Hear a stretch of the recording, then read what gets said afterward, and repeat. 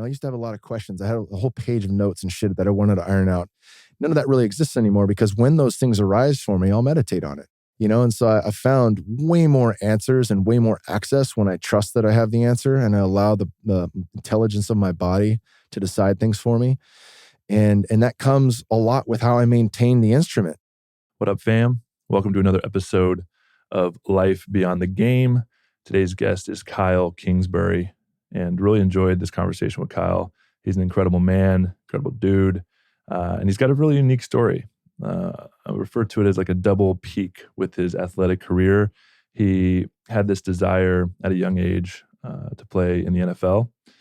He was a really successful football player all through college. He ended up going to a community college and eventually getting an opportunity to play at Arizona State, where he never really saw the field, and his dream of continuing to play football came to an end, which really led him to a moment where he was literally confronting suicide. And he actually had an experience where he took a bunch of prescription pills and walked to the edge of a apartment building and was ready to take his own life.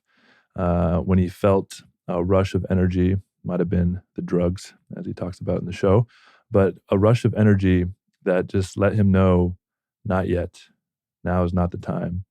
And from that moment, it was a really pivotal shift in his life. He ended up finding purpose in fighting.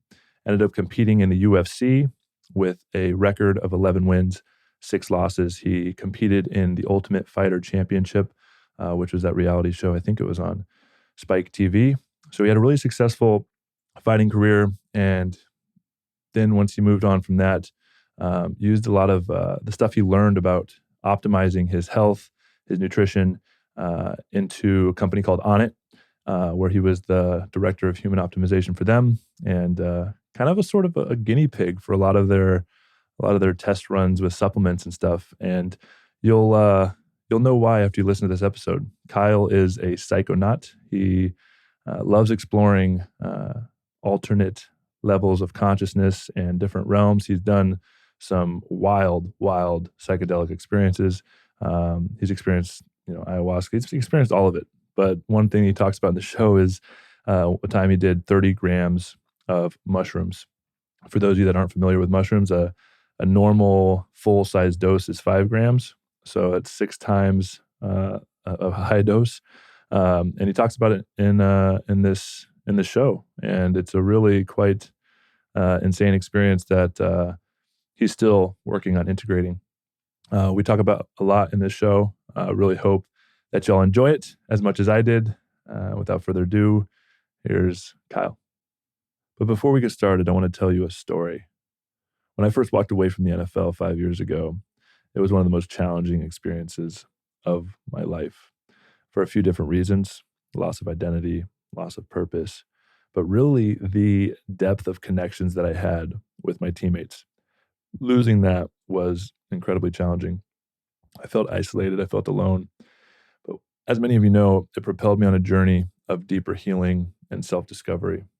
And on that journey over the last 5 years, I've learned a tremendous amount about myself. I've learned about the power of community and how to cultivate community within my own life. I've connected with incredible individuals, mentors, high-impact entrepreneurs and visionaries. And on this journey, I've felt inspired to be of service to something greater than myself.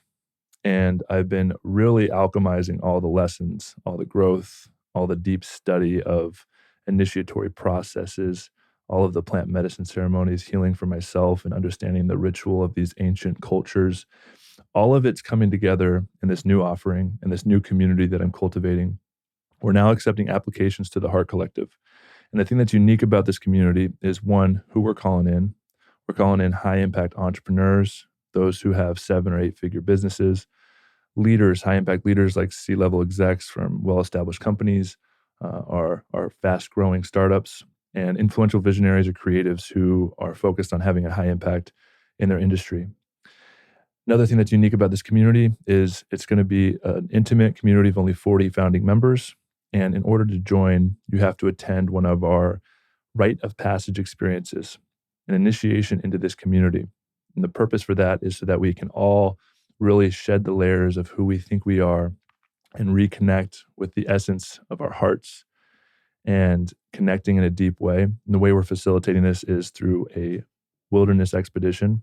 I've been facilitating whitewater rafting retreats the last few years and have really fine-tuned this experience. It's one of the most powerful and profound I've ever been a part of. And I'm really excited about this new vision. And we are now accepting application. If this is something that resonates with you, or you feel called to apply, I would love to see you apply, see your application come through. This is going to be a really, really powerful experience. And we're building the foundation for something that is going to really have a high impact in the world. We have big visions for 2023, 2024, and beyond.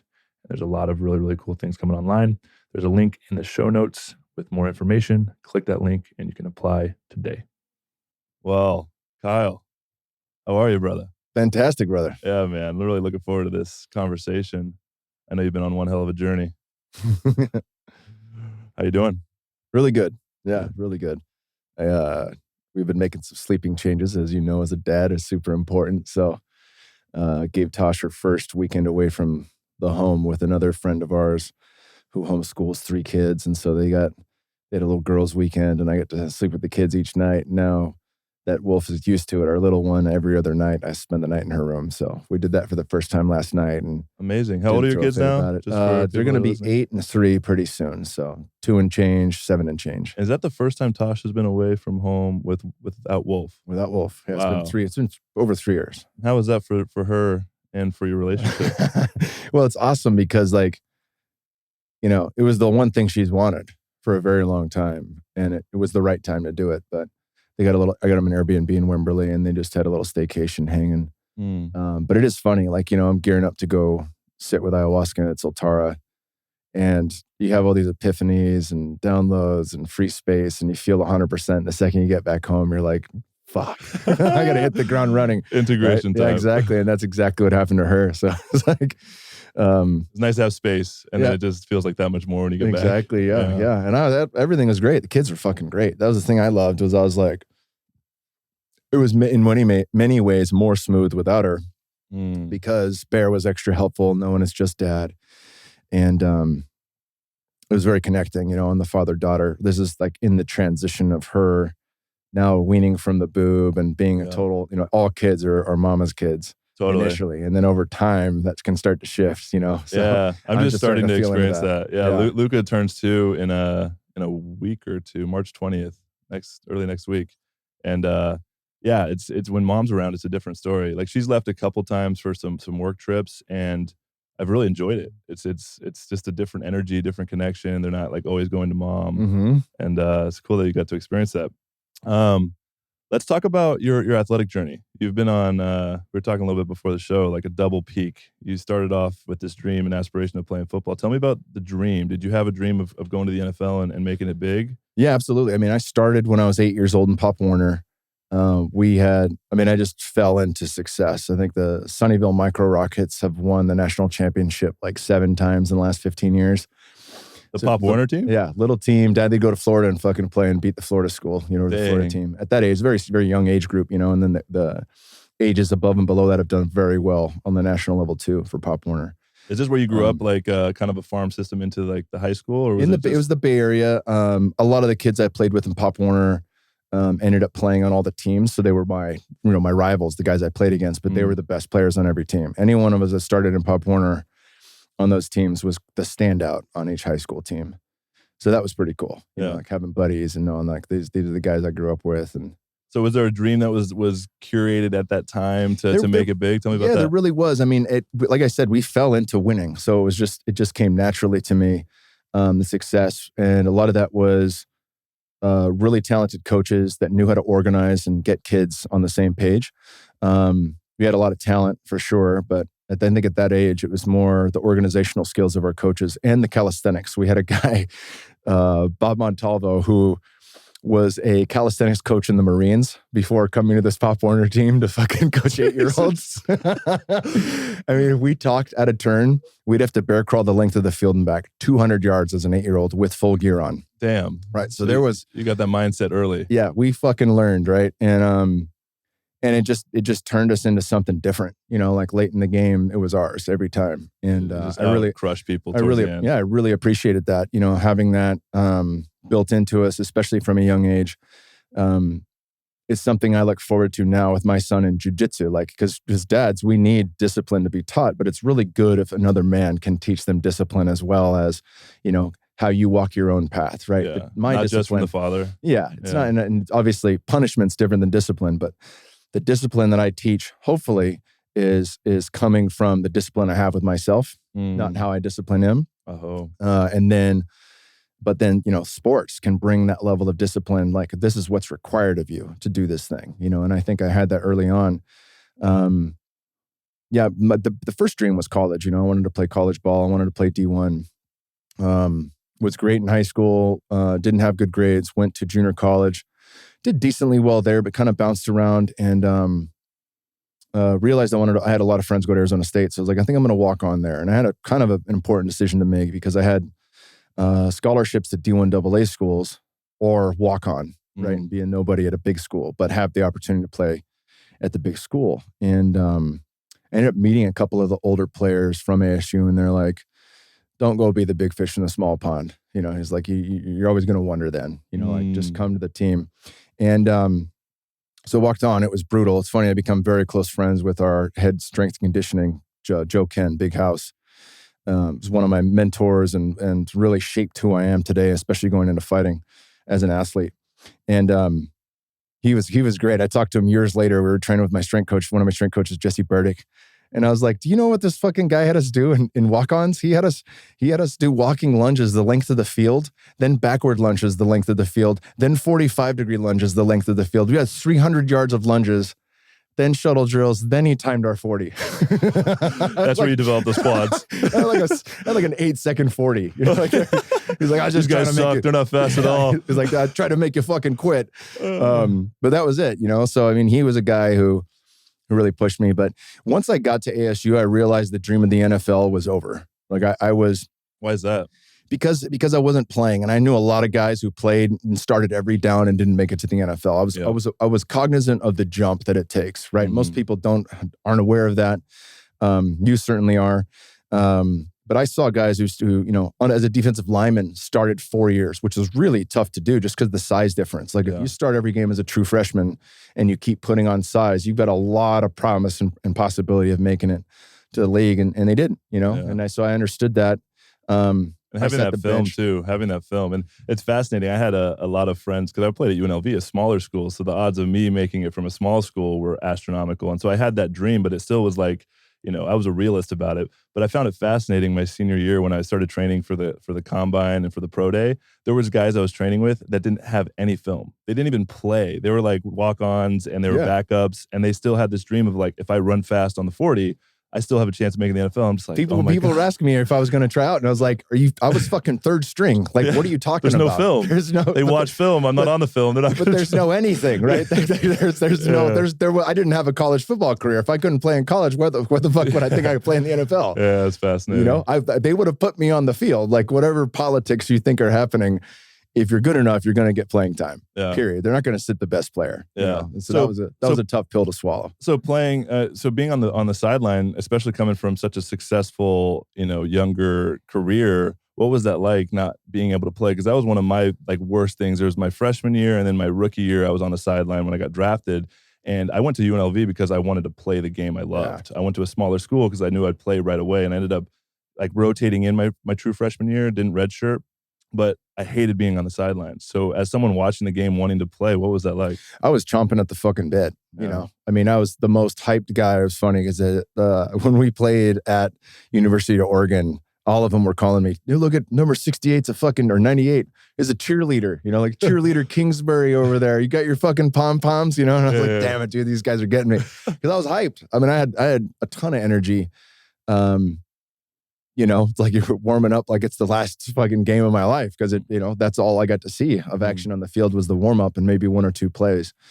And, I was bitter about it for a long time while playing and still showing up and alchemizing it. And then because I was scrub squad, I'd go against the starters and I'd fucking hammer the starters. You were that guy in practice, I make their life full on, dude. Yeah, one of them, he played at Palo Alto against me in high school, and he ended up going to the Texans. He played for a few years in the NFL, Drew Hodgson. But yeah, he was the guy. He was like, do you ever fucking do something different? And I was like, fucking stop me from doing it. I'd fucking bull rush him like 9 times out of 10 plays. Slap the quarterback on the ass. It was like, you guys got to get better than that. I'll fucking give you a real look. If this is my game day, this is my game day. Yeah, make them better. Yeah, and it did. So I got to take some credit for that. But as that dream died, I had hit. If we're ready to move kind of into the next phase. Totally. ASU was awesome for a lot of things. We were number one party school in the nation. I certainly contributed to that. We had a lot of perks being on the football team, as you may know, in Las Vegas. And I partied hard. I had a lot of shit from growing up that I hadn't really looked at yet. That was still kind of looming, and there was a lot of numbing and just getting out of my mind for the purpose of getting out of my mind and not wanting to deal with it. And had a kind of a volatile relationship. Ended up being a really beneficial one, but at that point in time, it was pretty shaky, and I had a real sense that I was never going to be loved. And so when football ended, I didn't give a fuck about any college aspirations. I mean, I changed my major so many times to stay eligible that it was like a major in basket weaving, 2 minors equal 1 major kind of thing. Mm-hmm. And I'd taken all the classes that I enjoyed, and the final classes were on how I would market myself to an employer. Like, you mean this whole class, the whole semester is me doing write-ups and resumes so I can convince somebody to hire me on why it's better that I have 2 minors instead of 1 major. That makes me feel sick to my stomach. I was like you're teaching me how to sell myself on this shit degree you've offered me. Yeah. I was like, fuck no. So I dropped out my senior year, and after football ended, and went through a really deep, dark bout of depression. Somewhere in that year, attempted suicide. And took out all the pills that I had in my cabinet. I had a naturopath that gave me anything I wanted. Naturopath, right? Fucking 60 Vicodin, 60 full 2 milligram Xanax, 60 10 milligram Valium. And I'd pop them like chiclets. I'd snort Coke with the team. I'd fucking shove ecstasy in my ass. I'd go hard. And then that would be the thing that would balance me out and allow me to sleep. Diving into health and wellness now, like the whole 5 a.m. is not balancing sleep, when the sun's coming up. So I could see from a neurochemical standpoint, in hindsight, how I was just absolutely not me, in those situations. But I basically downed every pill that I had. I went up to the top of parking lot 7, disrobed, and went to jump. And that was one of the first experiences that I had spiritually where I could feel the presence of something outside myself calling to me. And it felt like this warm wind wash over me. And it totally could have been the medication. It totally could have been the drugs. There's a lot of Valium, a lot of Xanax, a lot of Vicodin. But it was different. It was different. And I just felt this sense of, I didn't hear a voice, but I felt this sense of not yet. And to me, that meant like the peace that I was seeking in that moment of the ultimate surrender, I fucking give up, was coming, but not yet. Like, just fucking stay here a little longer. And that just washed over me. And right as that settled in, almost to the second, I heard, "Oh shit, you're naked." And I was like, "Huh?" And I looked down, and this one parking lot guard who was working there had followed me up to the top of the parking lot. And by the time he got to me, I was already naked and having all this experience. So he's like, "Oh," I was like, "I got a robe, man. I can put it back on." He's like, "Will you come down for me?" And I was like, "Yeah, I'm going to come down." So I threw on the robe. I woke up in a hospital. My parents and sister had flown out from California. And we were able to hash out a lot of shit that I hadn't done. I'd been in therapy since I was 7, on and off again. And this was the first time in my life where I actually got to talk to each of them at full go. Like, I'm not going to hold back anything. What's the hold back? And that was very freeing. It wasn't like an admission of guilt or an "I'm sorry" or "please forgive." There's none of that shit, right? Like, people have those, sometimes we can have the expectation that if I'm able to say everything I need, that the person's going to realize what they did. It had nothing to do with that. It just had to do with me actually saying it, that actually mattered. And at that point, when I left, all fantasies or to-dos from a matrix standpoint of like this, get your 401k, get a secure job, finish your college degree, do all that fucking vanished. I had nothing. There was nothing in my guiding parameters telling me this is what I have to do. And it was 100% up to me. First time in my life I ever felt that. Sense of freedom. Yeah. Ultimate freedom. And with that, I didn't track what I wanted to do. Like, this is what I want to be when I grow up. But I knew what I was missing. And what I was missing was the camaraderie of the team. And, at that, I mean, you know how it is in football. You got 100 guys. House won Strength Coach of the Year in Division I football and in the NFL for the Carolina Panthers. Only fucking strength coach to do that, right? So this was our guy. The assistant, Mark Uyama, went on to coach the strength coach of the 49ers, Minnesota Vikings. These guys knew what the fuck they were doing. And we had 100 people. You're listening to death metal or fucking Dr. Dre, depending on who, if it was D-line or O-line picking the music. And on a squat day, you've got fucking 90 people yelling, get up, get up, get up. And the coach, big ass 300-pound coach right behind you, help spotting you. You're like, nothing and like then it. And then you go to 24-hour fitness solo. And you got some guy, doing preacher curl next to you, like, hey, can I use that bench? Yeah. It's like, oh God, this is just not the thing, right? It felt like really bad masturbation that I was doing, and so I know I needed a sense of camaraderie. I wanted somebody to push, and I want to learn something new. So I had trained mixed martial arts a little bit growing up. When I was about 17, I went to American Kickboxing Academy, which was in my backyard in the Bay Area. Frank Shamrock actually taught me then, one of the greatest of all time, with Bob Cook, who would later become my manager.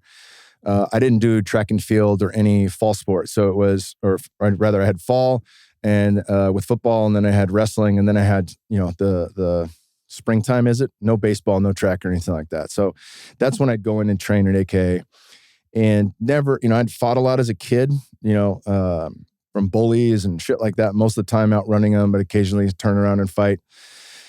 And I knew like there was a sense of freedom when I really thought about that. I remember talking to a therapist about this.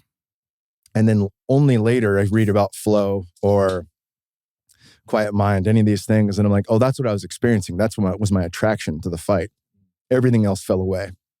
And I was 100% present. So there was an enjoyment when I would have to stand my ground and fight. But I knew that was different than like, this guy's a trained professional and we're going to sign up for a particular date and go do it for X amount of dollars. And so I just wanted to train, and I started training. I met some really cool people in training. I was still out in Arizona. And one of the guys who owned the gym, Roland Griffith, he also owned Rage in the Cage. It was a very small promotion out in Arizona. And he's like, look, dude, you're big, you're handsome, you're an athlete. Fight pro for me one time. If you win, you can keep going. If you lose, you can say you fought pro. I was like, that's a pretty good line you got there. I was like, I might have to do that. And this was like 3 to 6 months into training. And I went in, I was, I had been to a lot of the local shows, and I saw a lot of the bigger guys as just non-athletes, they just weren't athletic, like barroom brawlers types. And so I just went in there and mopped the floor with two guys. I had won my first 2 fights in under 30 seconds. Oh, how'd you win them? Knees to the belly. So I had enough Muay Thai experience that we'd punch our way in. I'd grab them by the back of the neck and fucking throw one through their spine, and that was it. Yeah, wow. And it felt incredible. Like, like you hit a home run, you're like, damn, that's a fucking feeling. Yeah. Knocking someone out is a completely different feeling. It's exponentially better, but it's along those lines, right? And playing defensive line my whole life, there was no glory. I got a couple interceptions or fumble recoveries, but it wasn't like I scored a touchdown. So that was brand new to me. And I was fighting locally. It was in front of all my old teammates. All the guys would show up. Hundreds of people would show up to watch me fight. Like, Kingsbury's fighting this weekend. Let's go get hammered and watch him. And it was cool. I had a little following. I got to 7-0 and was now taking it somewhat seriously. And I lost my first fight. And I bumped into Coach House, and he's like, Kingsbury, what are you doing? Go the fuck home. And I was like, you want me to go home? And he's like, go train at AKA. Kane's there. So Kane and Ryan Bader and CB Dalloway and Aaron Simpson all wrestled at ASU when I played football there. And now they're making a name for themselves on the way up. And House had checked in on Kane. He was only 2-0, but we knew he was going to be heavyweight champ. There was no two ways about it. And So with that loss, I talked to one of my coaches and he's like, I can't give you the camp that you need. Go home. So I did and started training at AKA. Kane beat my ass straight for fucking like a year and a half, 2 years. Broke my nose twice. Just from we'd spar. At that time, you spar 3 days a week hard. Yeah. It was like a fight. You know, it was like the old shoot box guys. With a mask on or like a helmet? You got headgear and big gloves and you beat the fuck out of each other 3 days a week. That's what we did at AKA. And with enough injuries over time, that scaled back and become more intelligent. But really at that part of the sport's still evolving like crazy, right? But it was fairly new. And, you know, it wasn't so new that it was like boxing versus karate and sumo versus jujitsu. It wasn't that like 93 UFC. But we were still learning a lot about the body, what the body can take and the best ways to train. And, you know, during all the ass beatings from Kane, Javier pulled me aside, Javier Mendez, and he's like, you want to be this guy's punching bag the rest of your career? Or do you want to fucking do this for a living? And it hit home, you know, because I realized I was sparring scared. And I realized I was his fucking punching bag, you know? And at a certain point, I started making some jumps. Could never beat Kane, but if I could hang with him for 3 5-minute rounds and not need to come out, that was a fucking real chance, you know, at fighting at light heavyweight. So Daniel Cormier came in there, Luke Rockhold, all of those guys ended up becoming UFC belt holders. And even though I never won the title or got in the top 10, you know, I trained with the best guys in the world. I had Rodrigo Nogueira, Big Nog, as my coach on The Ultimate Fighter with Anderson Silva and Lyoto Machida. Got to spend a couple training camps with Chuck Liddell, living with him down in San Luis Obispo for his last 2 fights, 6 weeks at a time. He brought in Howard Davis Jr., who was an Olympic gold medalist boxing coach, and just a fucking, you know, it's awesome, man. Yeah. I mean, I've really have been blessed in that sense from a martial arts standpoint, to have worked with the very best in the sport. Beautiful. Yeah, before we get too much into the fighting, I want to go back to this moment after your football career when you were moments away from jumping off the top of this building, all hopped up on all the drugs. What was it that led you to that point? Do you remember what was going through your mind? Was it specifically not having that purpose of football and something to show up for? And how did that lead to this experience? It was a combination of all these things, right? Football ended. I was not fucking happy with how it ended, right? Like I wanted to go out with my sword in hand. Like if it's going to be the last time that I play, I'm going to play to the last down. So you just ended, like you just never really got to play, anticlimactic, and you're just like, wait, it's over? And, you know, the drugs were certainly a part of it, right? The yo-yo of neurochemistry, the lack of sleep, all those things.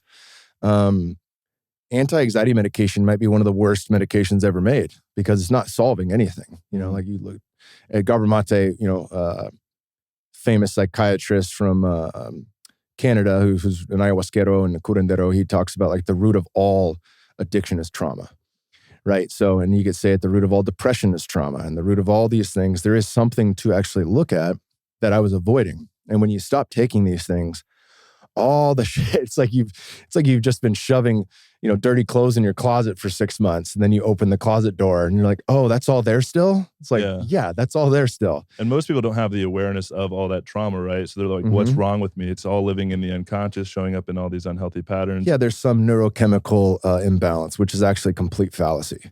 I'm trying to think of the name of the book. There's a fucking Anatomy of an Epidemic.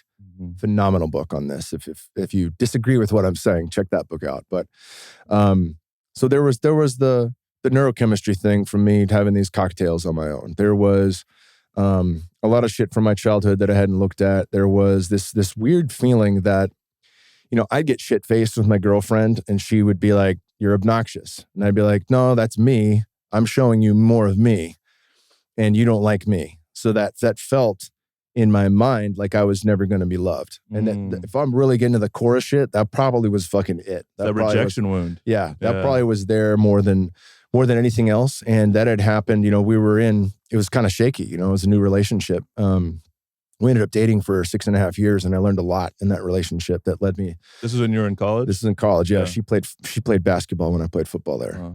And what was some of that stuff that, if you don't mind sharing, some of the stuff that uncovered with your upbringing that you started realizing after you know, maybe started opening up to your parents and your family, of like being able to speak what was on your heart is so powerful. But what was some of that stuff that was coming up? Yeah, I mean, it had to do with, and my parents got divorced when I was 13.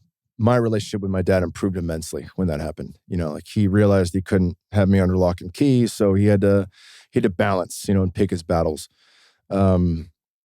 And, you know, it was harder on my mom because she was single momming it in a way, right? Only every other weekend we'd go see my dad. They fought so much. I mean, they were like two rams, you know, like it just never backed down. Sorry would always come way too fucking late, way after the fact. And having a little sister who was a year younger than me, like I would just remember being at the dinner table and watching plates fly. And looking at her crying and knowing I'm just feeling helpless. There's nothing I could do to change that situation. We were on eggshells a lot, you know, around them both. And, you know, from a very young age, I realized these guys are not right for each other. I didn't even heard a divorce, and I knew that these guys should not be together.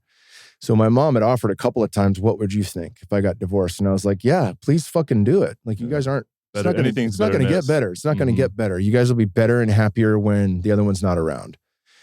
And that really hurt. Hold as a kid. Yeah, fuck yeah. And that really hurt my sister because she was thinking, like, if this thing breaks, we have nothing. What are we, right? And so it hit her a lot harder than it hit me. But yeah, you know, their communication style, like you learn about nonviolent communication and all the different the different things, you know, as a dad now, as having a partner now. That was like the epitome of violent communication, of accusatory, blaming, and then, you know, shit hitting the fan. I mean, thankfully, my parents never hit each other, but like they were throwing shit around the house. Remember when a corded phone went out of the wall and through a closet door? You know, like it's a pretty good fastball to throw a corded phone through through a wall. Yeah. Cops came out a couple of times, and it was always there. You know, it was like a black fog always looming. Anytime I get home, the fog was there. We'd be out at the pool, you know, and they'd say, you know, a couple things to each other that were a little on edge, like a joke, but kind of pushy. And then it's like, oh, how's he going to take that? Oh, fuck. How's she going to take that? So your nervous system was always activated. Man, fucking constantly. I just did a great podcast with Peter Crone who really broke this down. But that's how it was for so long. And so it wasn't like something that I needed to necessarily heal from. It's the thing that I needed to say, which was like, you guys blame each other for what happened. Both of you fucked up. Both of you were a part of this. You know, like my mom would leave. Anytime she'd get in a big fight, she'd just fucking bolt. She'd grab her purse and some clothes and she'd go stay at a friend's for 3 or 4 days. No goodbyes. She just out, you know? And that whole time, my dad would be on me about why that fight had happened, you know, blaming me. Damn. So there was a lot to talk about from my standpoint that I'd never really voiced, you know, and I imagine it was hard to receive, you know, especially because it's so far after the fact. Like every kid will have their story of what happened to them, you know, and it's hopefully where we can come to a place where there's still trust and we can work through that shit together. And, you know, I've done some journeys with both my parents that have been really healing, you know, with a lot of that. And we're in a great space now.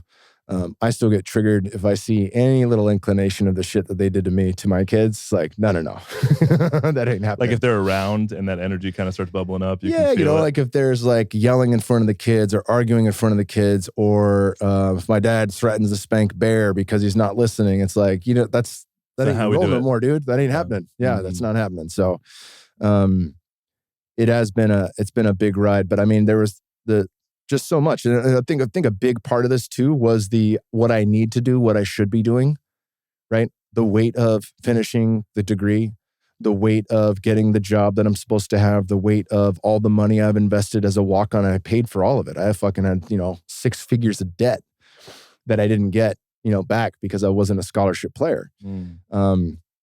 So all of those things just piling and piling and piling of this is what I have to do. I have to do it. And I don't want to do it, but I have to do it. Did that pressure come from your parents? More society Not as pressures? much. I think more society. You know, there was a bit of the financial pressure because my mom, you know, co-signed on loans and shit. So there was that from her. But and neither one of my parents went to college. They became salespeople, real estate, some different things in tech, and did very well. So, and I knew I didn't want their jobs either because they were 100% commission. That was a lot of stress, right? We're rich for a month, we're dead broke for 2 months, that kind of feel. So I didn't know what I wanted to do, but I knew what I didn't want, you know, and that really was the thing that was looming. It was like, just to use a degree is telling me I'm going to be working in a place that I don't want to fucking work to begin with.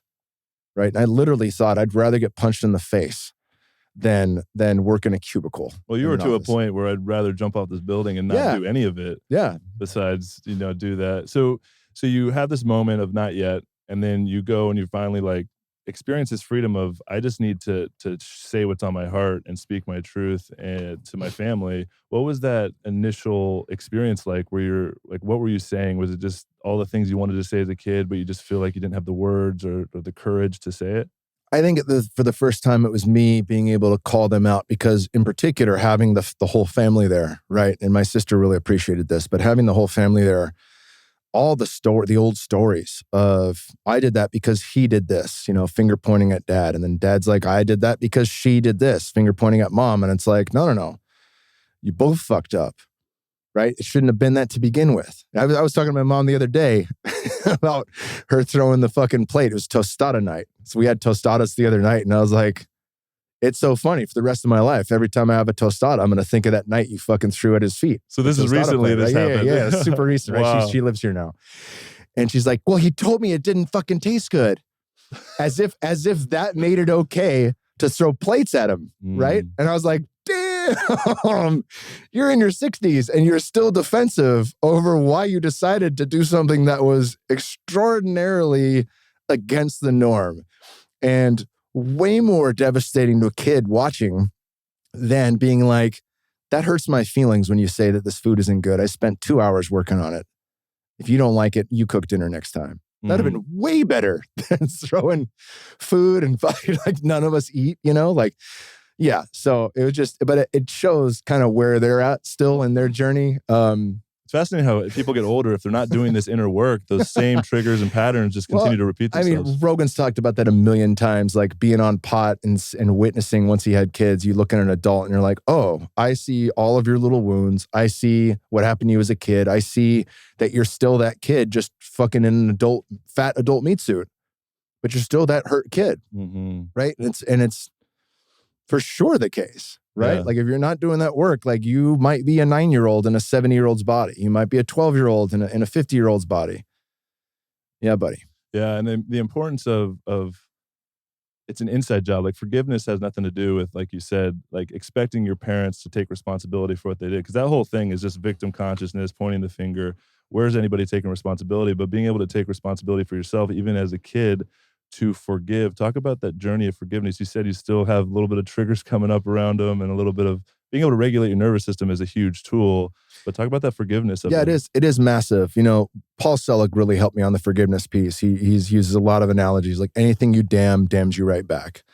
Anyone you hold in the cave, anyone you hold in the darkness, a part of you is there with them, holding them in the darkness, right? It's not like you're floating out in the light. If you're holding someone in darkness, there's a piece of you vibrating at that frequency to keep them there. And, really it was plant medicines, and we'll dive into that in the future, but it really was plant medicines that allowed me to really, truly forgive, because I understood the mechanism of forgiveness had nothing to do with anyone else. It had to do with me letting go of what was, how I was wronged. Like I can forgive that whatever circumstance. For example, I could forgive my mom for leaving us for 3 days, because that was the best thing she fucking had in her toolbox, right? It was the only thing she had in her toolbox. And if she had anything better, she would have done it differently, right? So I can forgive her for that, as hard as it was. It was one of the most challenging things is when she'd leave during a fight. And it took me years to unpack that. But like the forgiveness is the only way for me to fully unlock myself, because if I'm not, then I'm still holding somebody in the darkness, and a piece of me lives there with them. Right? It really does.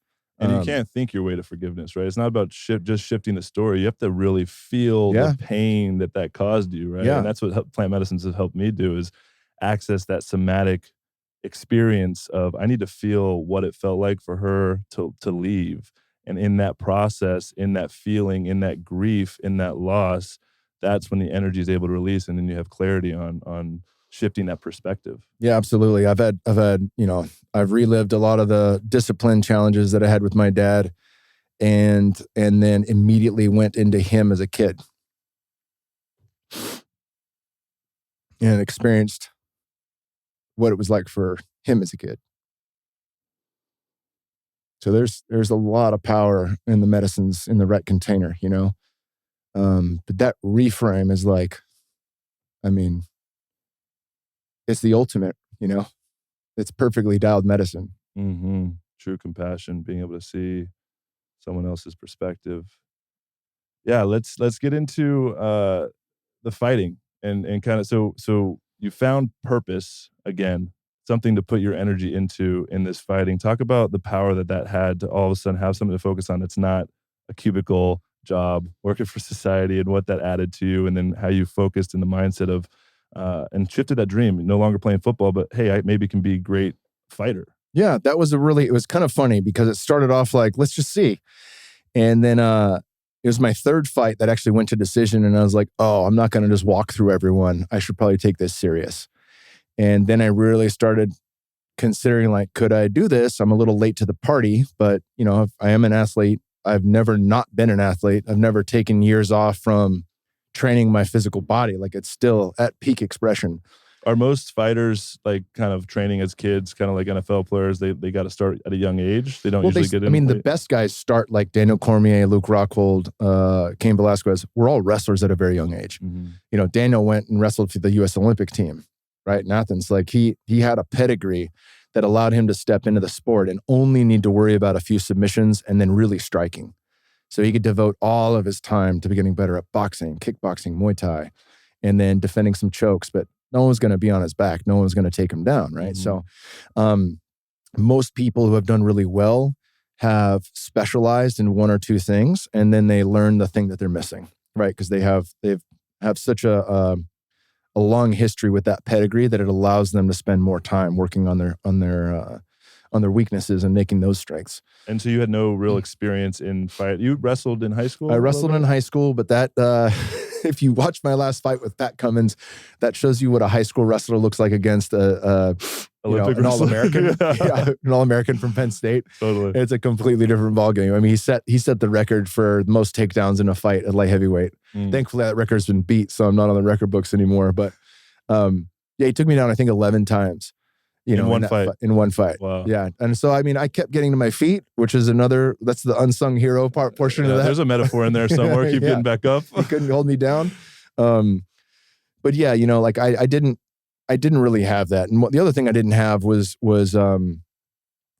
just over the top athleticism. I was a great athlete, but I wasn't gifted in the sense of like a John Jones or an Anderson Silva, where you just have like this unique speed, or Cain had unique fucking endurance like no one else. He had more endurance than most 155 pounders. Mm-hmm. He just never gassed. We'd rotate fresh bodies on him every round for 5 rounds and he wouldn't get tired. Wow. Stupid. And this was like when he was 2-0, right? You just had that. So I didn't have any of that, which really forced me to spend my time getting better. And this was what was cool. Fighting really was a gift for me because I didn't have to take care of myself in football.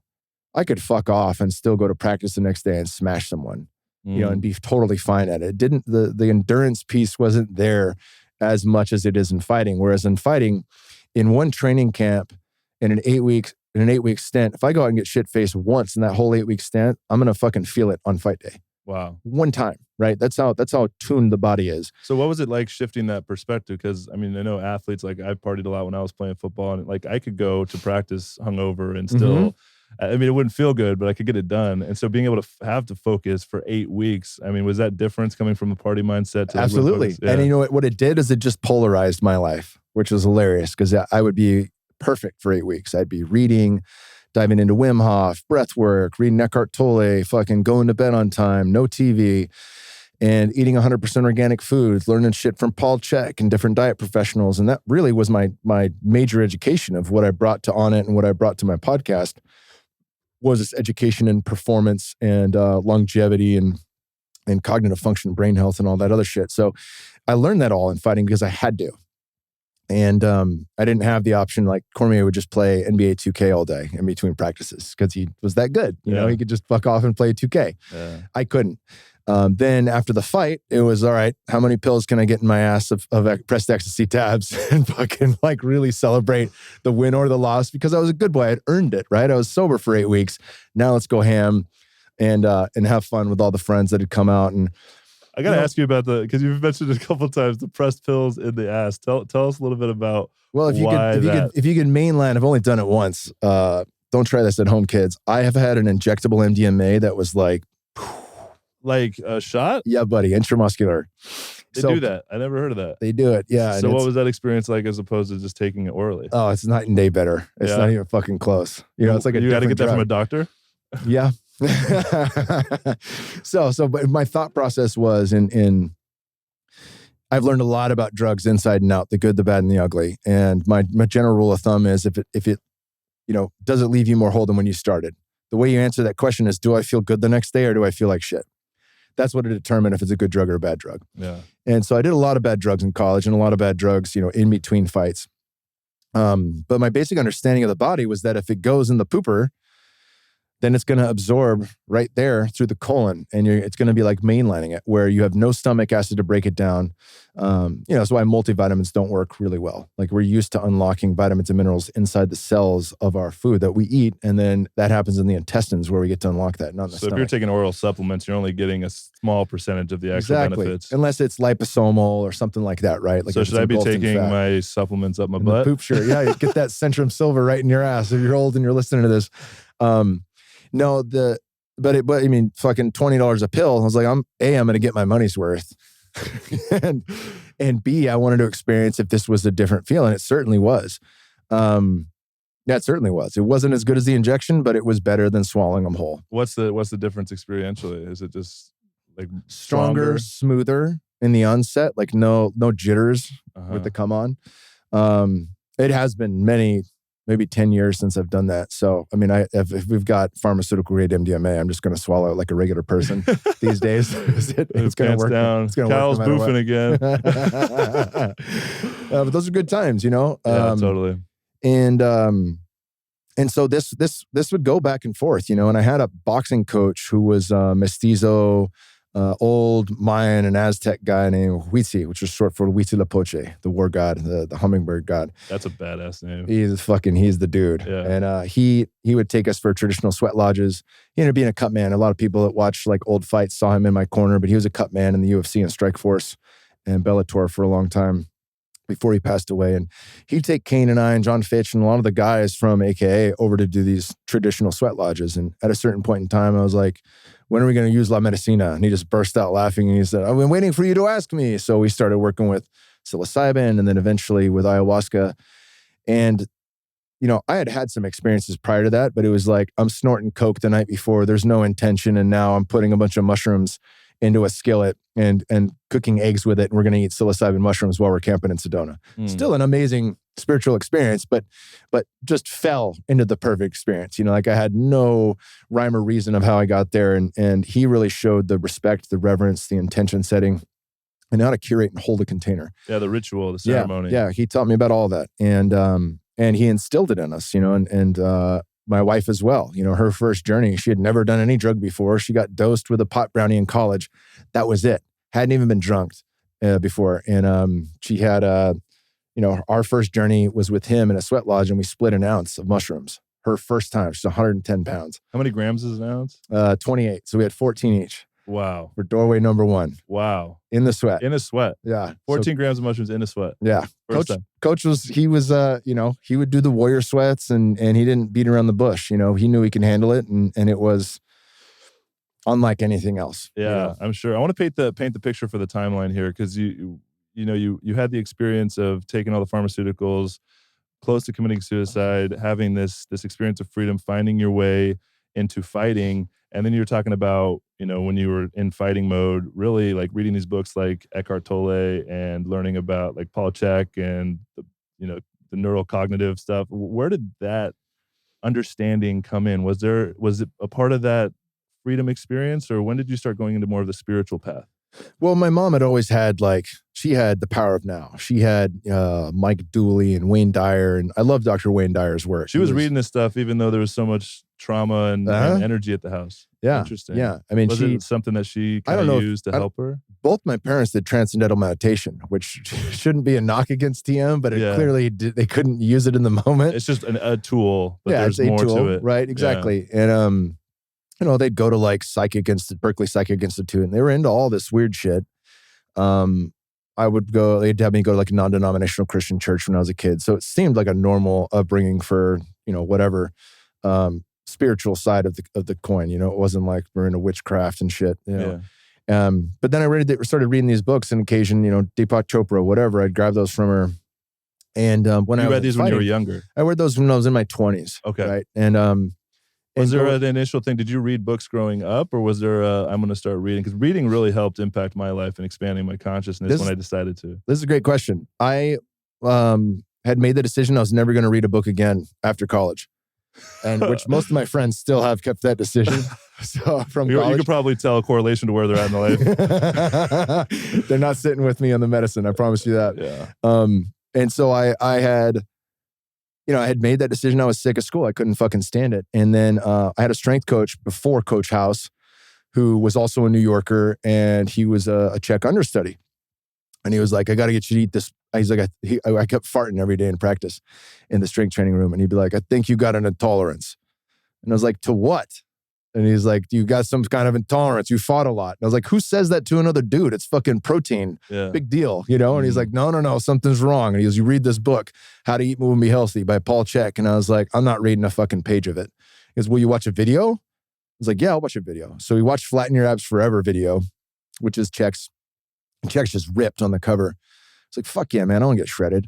And it's all on gut health. It's all on food intolerances. It's all on fucking diet and everything. It's not calorie in, calorie out. Not at all, dude. It ain't if it fits your macro. And he, that was the rope for me. And I tell that to Paul, who's become a mentor and a very close friend of mine.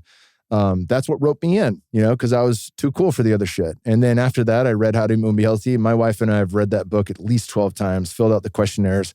It is the Bible when it comes to personalized health and wellness. And what that did for me, aside from getting rid of my gas, was it got rid of inflammation. A lot of my old tics and pains from knee injuries from football and shit vanished. So like if pain from injuries or systemic pain, if that's related to inflammation, and it is, you can look at that as your master volume. And if I can turn down the master volume to a low enough level, I won't perceive old injuries and pain like I used to. They're not there anymore. Even though that still exists under the surface, there's no pain from it. And so that happened for me after I read that book and started changing shit. And it was such a substantial change. And I was in the greatest test on earth, fighting, right? When you're talking human performance. I love this quote, does it grow corn? Like you get a lot of ideas in the spiritual community. It's like, does it grow corn? Is it going to do shit in real life, right? And so I got to test, will this grow corn? And the food thing was that was such a big deal. Going to bed on time, practicing the 4 doctors that he talks about. The last 4 doctors you'll ever need: Dr. Quiet, Diet, Dr. Diet, Dr. Movement, and Dr. Happiness. And he lays those out fairly plainly. But that absolutely fundamentally changed my life. It changed my performance.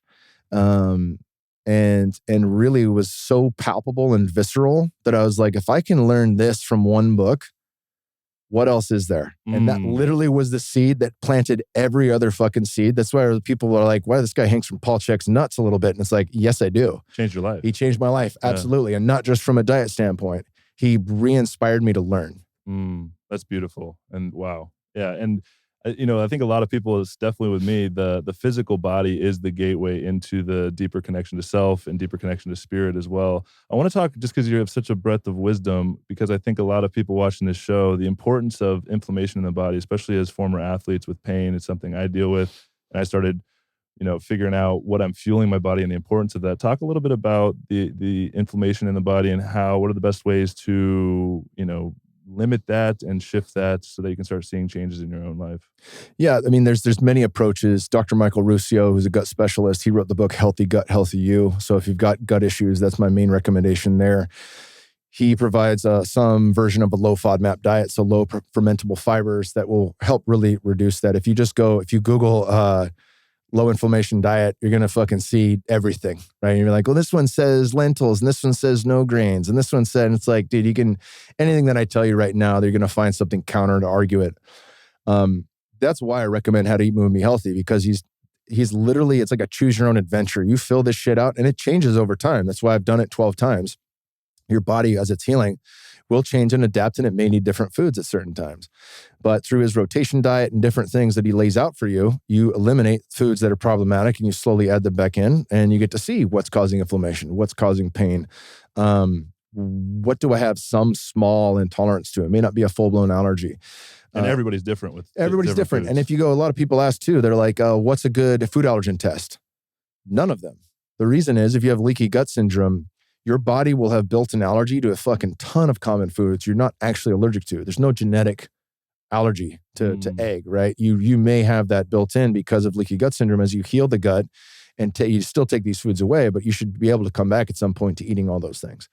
So anyway, How to Eat, Move, Be Healthy is there. Healthy Gut, Healthy You by Michael Ruscio. And, it's playing and figuring out what's right for you. For Paul dives into Dr. William Walcott's work and the work of Weston A. Price. Weston A. Price was a dentist that circumnavigated the globe in the 30s. He looked at indigenous cultures all over the world. And the closer they were to the poles, the more they ate heavy game, right? Like the Inuit would survive on 80% whale and seal blubber. Whereas someone like there's a pygmy tribe in Africa closer to the equator that was like 90% yams and then insects.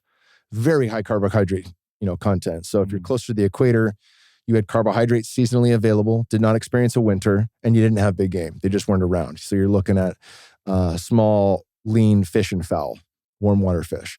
You go closer to the poles, you've got really fatty fish. You've got much bigger animals and seasonally available carbohydrates, right? So you can get your genetics. I've done my genetics in 23andMe and then outsourced that to Found My Fitness, Dr. Rhonda Patrick's website. And she does all the data 23andMe used to before the FDA muzzled them, right? So you can find out how important this shit is to you and what actually matters there. And I have a predisposition for type 2 diabetes, predisposition for obesity, and high risk for obesity and type 2 diabetes and type 3 diabetes, Alzheimer's. None of those will ever manifest in me, right? Like there's this story in Western medicine that whatever your genetic tail is, like that's the thing that's going to fucking be the nail in the coffin. It's absolutely not the case. Coincidentally, Aubrey Marcus, same makeup as me, even though he's 97% Ashkenazi Jew. I'm not. Same thing with type 2 diabetes and obesity. My wife, same thing. And all of us are lean. How does that work, right? Well, it can show me enough, right? I'm not going to process a lot of carbohydrates well, but it still doesn't fine tune. So, getting into this book with Paul, so it shows that I'm a polar type. I do better with different things, but I'm still, there's not going to be a point where I just throw carbohydrates out the window. So further getting into that, we worked with a company called NutriSense on a CGM, continuous glucose monitor. And now I can see every fucking meal, what it's doing in my body. So when people go on that for 2 weeks or a month, don't go on the diet, eat what you normally eat. And then a registered dietitian chimes in via the app, hey, it looks like you had 3 sweet potatoes with honey. Why don't you cut that to like 1.5? And we'll see what your carbohydrate score is there. And it's testing in real time every minute on the minute. So it's not like you're just doing postprandial blood glucose pinprick, 2 hours after the fact. You're getting this every minute. You get to see the whole story. And that's really good for helping people fine tune, because if you have chronically high blood sugar, that's going to lead to inflammation. If you eat a lot of processed food and seed oils, that's going to lead to inflammation. A lot of what Paul Saladino recommends now, the carnivore doc, on eating nose to tail. So organ meat, raw dairy, fruit, and honey. And then you eliminate all the other plants. That's a great place to start. Doesn't mean you'll never eat plants again, but if you read The Plant Paradox by Dr. Stephen Gundry, the paradox of plants is that they have natural chemicals and things in them to keep animals from eating them, to prevent them. There's natural herbicides and pesticides in there, like lectins, oxalates, and things of that nature. And the old world style of preparing that was important. You rinse and wash your beans for 7 fucking days before you cook them, and that gets rid of some of the phytic acid that would bind to the minerals in your body and have you poop them out. That's not to mention all the glyphosate and all the stuff that they're putting on plants too. If you're getting, it's second you're going the non-organic route, good luck. Yeah. There was a point where, just to quickly touch on glyphosate, there was a point when I'd be off, post fight in the 8 weeks off, doing all the things, doing all the drugs and eating whatever the fuck I wanted. And I was living in my mom's detached garage. I didn't make shit for money when I was in the UFC. And I'd pee in the backyard. I'd planted a bunch of stuff, but wherever I peed, it killed the grass.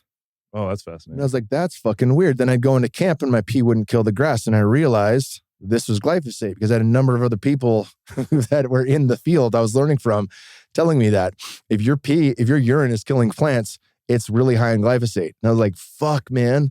And that was totally the case. Now I could pee on anything and it doesn't hurt anything. Wow. That is fucking fascinating, man. Enough glyphosate in your body to go into your pee after you've already digested it all to actually kill plants. Yep. That's a huge issue. Wow. So reading these books changed your life. You started reading more books, learning more. When did you start getting more into deeper spirituality and the connection? Was this before plant medicine? Were you doing kind of the mushrooms socially, recreationally? I had only had a couple experiences. One was like your comical worst experience of all time. Don't do this. You know, I had asked my buddy to get me some mushrooms. I'll make it brief. I'd asked him to get me some mushrooms, and he said the guy, he couldn't get them.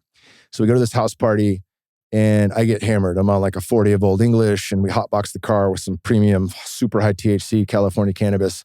And then the mushrooms show up. And I was like, and I'm like, fuck it, let's go. So I get a DiGiorno frozen pizza and I chop them up. These were still wet in the bag. They hadn't even been dried. Throw the whole fucking thing on there and I eat it. And I remember a stripper came. It was my buddy's 19th birthday. We were acting like we were 21. And I'm just so petrified, nervous, like as the fucking whole world is starting to morph. And there's a weird energy around, you know. Is this your first experience with mushrooms or no? Yeah, that was the first one. Okay. So there's a weird energy, and I'm like, oh man, I don't know if this feels good. I shouldn't have done this. And I'm starting to fucking really get worried. And she's like, who's the birthday boy? And all my friends turned and point at me. And I was like, no. So she put a mask over my head and spun me around, then pulled my pants down, shaved one ass cheek, beat me with a dildo. And then when I took the mask off, I was so discombobulated. My friends looked like alligators laughing, giant fucking teeth. I went running out crying like a little kid. No! I went in the front. It was raining. I just puked violently for a while. And then I laid in bed in another room and I felt like the bed was swallowing me for like a solid 4 hours. That's first experience. What did that teach you? It taught me like there's a right way and a wrong way to do anything. And clearly that was not appropriate, you know? And so I just bowed my head. Thankfully I didn't write it off. I just said like, clearly that it wasn't the move. That was too much. Yeah, that was a bad idea. You know, I had that experience in Sedona, which didn't have a lot of intention, set and setting, but being in the container of Sedona, the vibration of that field, like it was one of the deepest spiritual experiences of my life up till that point. And when was this? Man, it was somewhere when I was in college, 21, 22, somewhere in there. So when Coach came along, you know, for probably I was at AK for a year before he came in. Then I had him, it's probably a couple of years of doing sweats, you know, before we actually started working with medicine. Traditional like medicine sweats. Yeah. Inipis and Temazcals. You know, he would sing both the Lakota songs from the Inipi and a lot of the Mayan songs from the Temazcal. And before he died, he actually built a Temazcal. So the Inipi is done with willow or bendable tree and cannabis, and the Temazcal is made out of blocks, cement blocks, right? So the drumming inside a Temazcal in Central America is a whole different thing. But he was well versed, you know. He could do a lot of the North American, the Central and South American stuff, and he really showed me a different way. And you know, I still had this drive. It's funny because like the medicine works piece by piece. Nobody goes for one fucking week and comes back healed or comes back a different person. So as these layers were coming, I still really I couldn't figure out, you know, like why my sister wouldn't come to do ayahuasca, things like that. And it was my 10th journey with ayahuasca, and I had many journeys with psilocybin, you know, in that container until this point. And I was down in Colombia, and I remember this guy was talking about this plant he was going to rub on our body. It's called the tree of 1,000 ants. And I was like, well, what does the plant do? And he goes, it feels like 1,000 ants are biting you. That's why it's the tree of 1,000 ants. I started laughing. I was like, yeah, I'm in, but is there a benefit to that? Yeah, why are we doing this? He goes, so you're going to think of your number one emotion, your number one negative emotion, and the ants are going to eat that off of you. They're going to remove it. And I was like, all right, I'm in. And they started talking a lot about addiction to alcohol and cannabis and different things. And it's funny how judgmental I was in the beginning. I was like, this is not for me. It's for everyone else here. You know, I'm thinking about that. And I had this question in my mind, why wouldn't my sister do ayahuasca with me? And I really couldn't figure it out.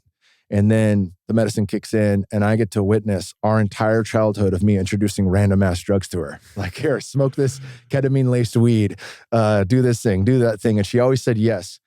So when ayahuasca came along, it was like just whatever flavor of the month, new drug Kyle got into that's supposedly spiritual, and it's not. It's just another drug, But in that moment, I understood the value of me drinking on behalf of the two of us, and didn't need her to drink anymore. And that was a really cool feeling. But I also understood full force why there was an absolutely no in her mind, And I took 2 years off from drinking at all at that point.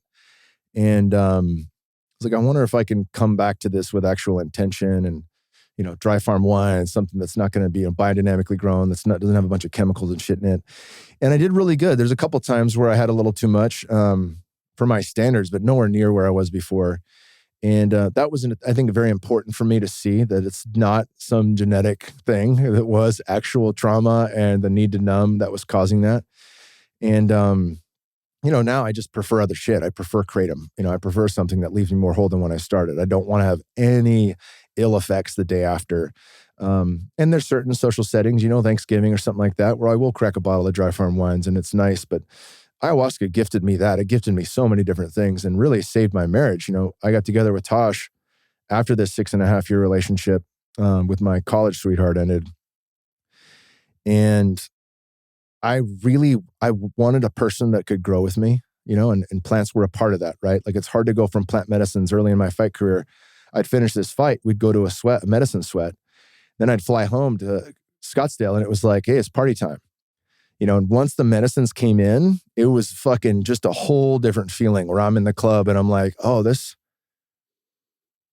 I was like seeing through the veneer of it. I was like, this is, why am I drawn here? What was this thing why did I used to love this? It doesn't feel good anymore. And I couldn't put my finger on it. And I was like, well, yeah, getting laid and getting turned up and hanging with all the boys. And I was just like, nothing fucking hit. And it was a very odd feeling. It just felt like I was at a place. I wasn't too old. I retired from fighting at 32. So there was none of that. There was no like, oh, I shouldn't be here. It just felt like that ship had sailed. And that kind of went on for a little while as we furthered our divide, So seeing that was such a critical piece where we drifted apart, I wanted that with Tosh. And I also knew through the work of Joe Dispenza, if I'm calling this in, if I want this miracle woman to show up, I have to embody everything that I'm asking of her, right? I have to be that. I have to be the thing where it's like, if she offers me a book, I can't be like, nah, I'm not interested in that, but please read this one that I want you to read, right? Like, I have to fucking say yes. So I think that's an important thing. Speak to that a little bit more, because I think a lot of people are like, I'm ready for the one or the partner. And I think one of the best pieces of advice I've heard, I think I heard this on a podcast recently, is make a list of everything you want in that person that you're looking for and embody that within yourself. I was literally just going to say the same thing. Yeah. Yeah. And that's it. And I actually did write this down. I was journaling a little bit then to heal from the loss of the long relationship. And, in this experience, it was like, you're not going to find a person who's a 10 out of 10, right? But you'll find the person that meets you where you are, and you guys can become that thing together. You can become the 10 out of 10 together. And that's what, I've been with my wife now. We've lived together for 12 or 13 years, I've been married for 8 of those years. And it's been just incredible. We've grown together. But a big part of my healing took place. We butted heads a lot in the first year because she was saying like, hey, I see you in fight camp and I see you after fight camp. And there's a disconnect here. Like, you're not. Called your ass out. Huh? Yeah. She's like, you can't read all this shit. We can't go through all this education around health and wellness and then pretend this is okay for our bodies. It's not, and she knew it and lovingly had told me that, and ayahuasca was this thing that allowed me to see that. My very first vision, I became her, and I relived every argument we'd ever had as her, yelling at Kyle. I was looking up, I had the fucking curls, the titties, everything. I was looking up at Kyle and yelling, but the shit I was saying as Natasha was the language Kyle needed to hear it. So it finally sunk in. I snapped back into my body and just fucking waterworks. I realized she was never a nag. She was never riding my ass or didn't want me to hang with my friends. It was all love. It was deep love and care. and really a pain point for her to even have to bring it up. You know, like it hurt her to have to tell me about that, but it was too close to her needing to withdraw. Right. And that was her other option, was I'm going to leave unless I tell you I can't stay with this long enough. You know, this can't be the long term. And never told me that, but I could feel that sense of urgency in her wanting me to wake up. And it's really hard to hear from someone you're that close to, initially at least. You know, after that, I'd always say like, fuck, I remember that vision. Be like, maybe she's saying this lovingly and maybe she's got a point here. You know, so it allowed me to at least take a step back from needing to be right and considering what she's saying as a loving thing for me to work on. But that took a lot of time. You know, it took a lot of time to integrate that one. It happened over the course of our entire relationship. It didn't happen from that one ceremony. It didn't happen in the next year. I mean, it's an ongoing process. But as I've bettered myself and become more disciplined with how I take care of myself, what I put in my body, and the ways in which I celebrate, there's nothing to complain about. You know? Totally. Yeah, I wanted to talk about, I feel like we're similar in this way. You've talked a lot about your drug use, shifting that into medicine more intentionally, but it's always been a part of your life, talking about these experiences when you're younger. And I'm very similar. I think I love to party. I love to do a lot of these things, and getting more into intentional. Where did that shift happen? And, you know, you talked about, you know, the escape and the numbing out and using a lot of these things as a younger and having that perspective, younger child, and then into kind of how you're doing it now. When did that shift happen? And, you know, how do you view that now? I mean, do you still use or seek or try and find, because I know you've done a lot of high dose psychedelic experiences. You've done a lot of plant medicine. I know I had this experience when I think it was my 10th or 11th ceremony at Soltara, when I was, it was actually with Aubrey in that one. And I was there, and it was one of the most frightening experiences of my life. I was in the infinite void of potential, and every thought I had, I started creating an entire universe. And in that process, I started losing sense of self, which was really frightening. And I remember asking myself a question, like, why am I here? And, you know, since I was done playing, my career was over, I had this desire to find my purpose, desire to find the deeper meaning in life. Who am I? Asking these bigger questions. And I was using plant medicines to explore these non-ordinary states of consciousness. And I got to a point where I was like, why am I here? My whole sense of self was dissolving. And I had this experience of, I was looking for the thing outside of myself. And in that process, I realized I am the answer. I am infinite potential. Everything that I am creating, everything in my reality right here and right now. And that shifted my journey with plant medicine. I still use plant medicine. I use it a lot more from a place of, I'm being called to work with a medicine, rather than me seeking and trying to find something. So talk a little bit about that from your experience. Well, that's beautifully stated. You know, there's a couple points where, you know, even with the right container, set and setting and reverence and all these things, where there was just misalignment. One was, you know, any opportunity where they'd offer this at the Native American reservation, I'd be like, yeah, I'm going. I'm really called to it. I'm going to go every month on the month for a day. And, you know, I had told me to start a meditation and yoga practice. And then the next month I show up and it's like, start a meditation and yoga practice. And I'm like, all right, cool. But what else? You told me that last month. Start a meditation and a yoga practice. And I'm like, please tell me that I'm not sitting here for the whole day hearing this. And then I was like, oh, fuck. I didn't start the meditation or the yoga practice. You know, and you know, it's just like the Oracle in the Matrix. What she tells you is for you and you alone. A lot of people come out of ceremonies and like, we need to stop using paper products. We need to clean the air. We need to do that. It's like, yeah, cool. That's your medicine. So my medicine at that time was to meditate and do yoga. And I didn't. And then I went a third time bullheadedly and got the exact same message. And I was like, fuck, I'm really sorry. So I just sat with the medicine, didn't ask it any more of it, stretched a lot, did yoga, and actually started, you know, those practices before I came back. I took about a year off.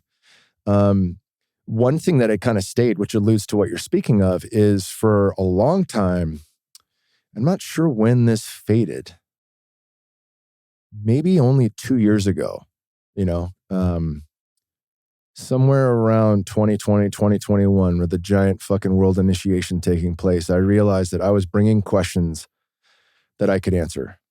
I was bringing questions to the medicine. So like one of the ways that I'd feel that calling is, I've got a lot of shit to work out. I've got a lot of questions I need answered, and Aya's going to answer them, or the big dose psilocybin's going to answer. Whatever the thing is that I really need to work on, I clearly don't have the fucking answers. Let me turn this over to her, And, it was a similar experience, not in the void, but just in the recognition that everything I'm working on is to increase my own intuition. It's to increase my own inner intelligence, my own inner connection to the high self, the soul, whatever you want to call that, right? That's what meditation is doing, finding the 0 point. That's what yoga is doing, opening and moving my energy system so I can actually feel appropriately without any blockages what's going on in my body if there is some communication happening within the body around a certain decision I make. That's the first place I'm going to notice it if I'm aware and if my body's tuned to it, right? I'm going to notice it in the body. There's that, that doesn't feel right. Let me look into that, right? Most people ignore that because they've either been taught away from it or that system hasn't been switched on in so long that they just can't access it. But this was a lot of the stuff the plants were showing me and that I had been working on. And so, like I said, I'm heading to Soltara next month. It's the first time in 3 years, and that has a lot to do with the kids, right? I didn't want to go when our little girl was born. I wanted to be home and be by her, and I'd only leave for work. That was a big thing. I was like, I'm only leaving for work until she's 3, and I kind of made it there. She'll be just under 3 when I go next month. But I think there is a point where you learn enough to recognize that it is in you. It really, the biggest turning point for me was getting hooked up with Emily Fletcher. So Emily Fletcher runs a company called Ziva Meditation, and it's a 6,000-year-old Vedic meditation. It stems from the same tree and lineage as Transcendental. And there was big arguments then around like, should you use a mantra? You get a mantra, that kind of thing. And all the purists, the monks who dedicated their lives said that's cheating. It's a cheat code. Don't fucking do it. But this was designed for what they call a householder, someone who's got kids, someone who's got a job, someone who's plugged into the matrix, someone who's doing the daily and has responsibilities. You need the cheat code. You need the access point. So if you've only got 20 minutes, you can fucking get there. So what is that? Take us through. What is the cheat code? It's the cheat code's the mantra. It's a vehicle that drives you deeper and deeper into the self. And do you pick a mantra? You can, yeah. And so you can take her course online. It's like $300. She has a daily video for 2 or 3 weeks, right? So 14 or 20 days straight, you watch one of these videos and it peels a layer of the onion for you. It allows you to understand what you're trying to do. One of those layers is it's whoever decided that meditation was about quieting the mind doesn't know what the mind does, right? They clearly have a misunderstanding of the mind's opportunity and what its job is, right? It's like saying, I'm going to lower my resting heart rate to 0. You lower your resting heart rate to 0 when you die. That's the only time it's going to be 0. And to completely eliminate thought, that happens when you die. That's the only time your mind is going to be 0. And maybe it won't. Maybe the mind just continues fucking effortlessly and it's always there. But it's about having that relationship of control and using the mantra to pull you in deeper and deeper, deeper. So when the mind comes in, there's no, hey, get the fuck out of here. There's no self-judgment like, oh God, my mind thought again. There's none of that. And instead, just a remembering of the mantra. And as you get there, you're saying this in your head, lower, until you're not saying it. And Wayne Dyer actually has a fucking brilliant book called Getting Into the Gap. It's a very tiny book. And he speaks to the same place that Emily is, right? The gap between thoughts. He uses toning. So you're alone, you're in a dark space, and the second you have a thought, you just take a deep breath and then, just the ah sound. God, Allah, and this A, the primal A, allows us to drop right in. It's less effort than the Om. And that's what you use. And you just keep doing that until you don't need to do it anymore. Then you sit in that gap. And the more often you practice that, the wider the gap gets. Right. So what I was finding, and I told this to Emily, she's on my podcast a couple of times. I said, her meditation's as valuable to me in my toolbox as ayahuasca itself. I never would have fucking said that in a million years prior to working with her. And I was the guinea pig on it. I'm using neurostim devices, fucking all the latest tech, all the latest gadgets and gizmos and supplements and working on breathwork patterns to get to high theta states and higher alpha states and all the things. And it was like this one practice, the way she teaches it, because it's not like she invented the thing, but it's the way that she teaches it that really allowed me to grasp it and understand what I was shooting for and not shooting for, so that probably when that took on, I think might have been 2020. or 2021, somewhere around there. Um, that was a gift of freedom within myself, right? Like people talk about creating space within. If life's hectic, create some space. Well, what does that mean? Clean my fucking room, stretch my body. Like, yeah, those actually do work. You're cleaning your environment. That's creating space. It's getting clutter out of your field. We are our environment. Stretching clears space within the body, allows me to open up and actually feel at home and feel more comfortable in my own skin. But meditation itself is creating space within me, right? It's pushing pause on all the thoughts, pushing pause on all the have-to-dos, all the responsibilities and all the other things that are still going to exist when I stop meditating, but it grants me a break from all the madness. And there could have never been more potent, perfect time for that than 2020, 2021. And so that gift is something that I've kept. And it's why I can say, yeah, I'm called to the medicine. I still don't know. It's funny. I tell people, like, have a reason to be there. I have a couple of things I'm working on.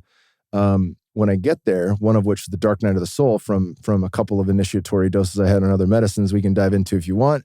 So I want alchemy there, but there's no big thing to bring. There's no questions. I used to have a lot of questions. I had a whole page of notes and shit that I wanted to iron out.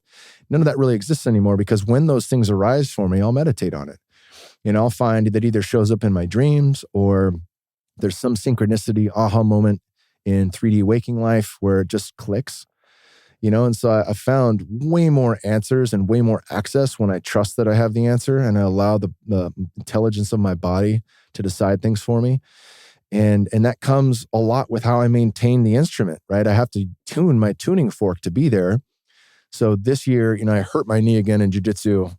Nothing crazy, no like submission. It was just a guard pass.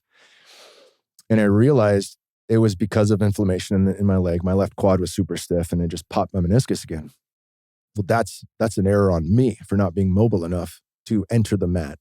When I'd fight, and even right after I retired in 2014, I really spent a lot of time in the gi. I spent the next 2 years to try to get my black belt. Got it in 2016. I was stretching all the fucking time because it was like, this is what you have to do if you want to be there. I had to be mobile. And so this is the first year where I've actually committed myself to doing that. I've missed like 4 days, and we're mid-March, where I didn't do any mobility on those days. But my box that I check each day is if I haven't done yoga, right before bed, I'm going to spend 6 minutes doing the super couch stretch. Kelly Starrett, you can look that up on YouTube. It's free to do. It unlocks this seated position, which we're in all the time, from our cars to the couches to wherever. And as it unlocks that, it frees up neck pain. I broke my neck in 2012. It alleviates neck pain, low back pain, quads, knees, fucking all of it happens from this one stretch. So as long as I do that before I go to bed, I'm good. If I have a little bit more time, I'll get some bands and I'll do some of Kelly's upper body stuff, Aaron Alexander, line method, stuff like that. And I might spend 16 minutes on the body. That 16 minutes of fascial work is enough to completely reset my energy field. Like it's physical, right? But it's also the energetics of it. And that is how I come into right relation with my body as a tuning fork. If I'm there, if I'm in that open and fluid and mobile space, my intuition's pretty fucking good. I can trust it, and I can trust that any questions that I have are available to me. So, rather than coughing up the dough and going to South America or Costa Rica, if I actually just tend my physical garden, all of it's there. So yeah, I'm in 100% agreement. I think many people who come to that space reach that. And simultaneously, I think Dennis McKenna said, he's done 100 ceremonies. He still feels like an infant in ayahuasca's arms. And someone had asked him why he continues to go. And he says, because I continue to get new information. I continue to get new ways to change and new insights. They're novel experiences still. And they pack a punch. It's not just like seeing a cool movie. Like it's something that actually changes me internally or externally. And with that, that's kind of my stance. I don't need it nearly as often as I did before.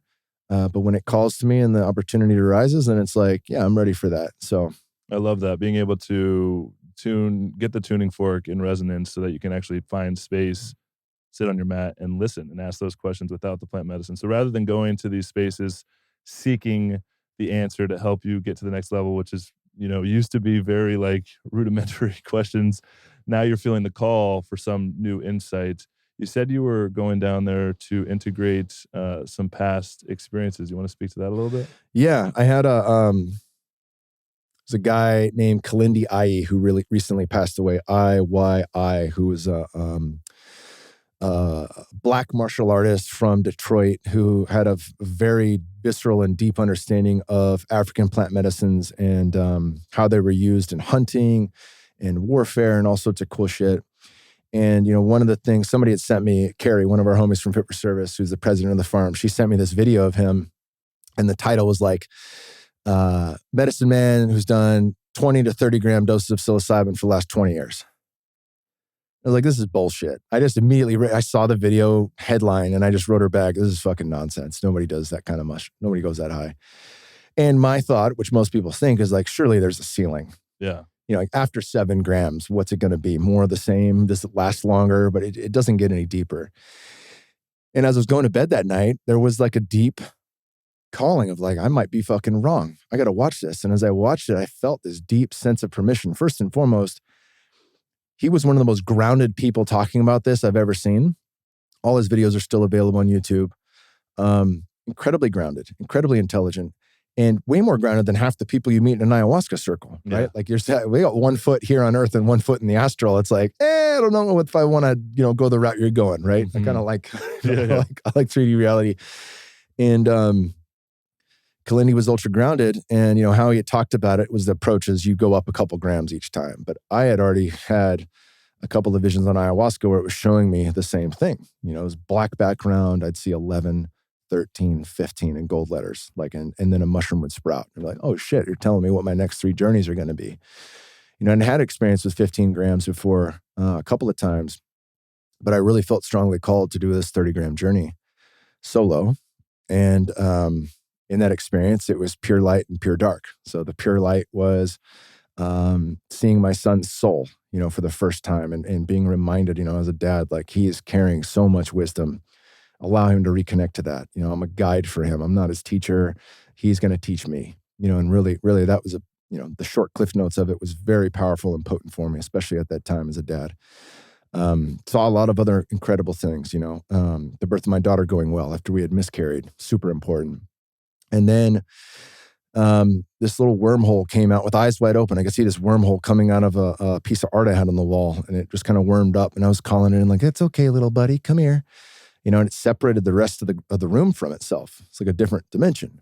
I'm looking at this and I see beings at my feet. I've never seen beings before on DMT or anything else. Was this just at your house? Yeah. Okay. I'm looking at them. I was in a different room from everybody, and I was just like, fuck. Did you have people in the other room kind of making sure that this was going to go okay? Tosh checked on me. Yeah, okay. Yeah. She checked on me. And I was quiet as a church mouse, even when I was in hell.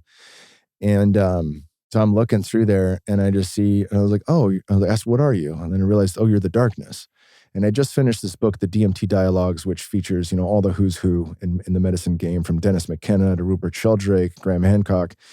And all of them universally said, if you come up against the demon, say yes. If you don't, you wind up back in your body, you're going to be like, fuck, damn it, why didn't I say yes? It had something to offer me, right? And I chicken shitted out of it. So having literally just finished that book, which is in many ways, a perfect synchronicity, I knew my answer was yes. And so I went headfirst into there, and I had no recollection of anything that happened before until much later after the medicine wore off. And I was like, there was a whole beginning to this thing that was different. Then I went through 5 different layers of hell, and that's going to be a podcast in and of itself. It actually has been on my show. That was very challenging. And when it ended, it was midnight. So it was a 3.5-hour journey. I'd fasted the whole day, hot and cold, sauna, mobility, all the things to really draw me into my body and harness it and potentiate it. And fasted the whole day. It really felt me full when I drank them shredded up, from a coffee grinder. And the 30 grams went down pretty smooth, and, had this beautiful experience, and then had this fucking harrowing journey that was darker than anything I'd ever nothing I could think of.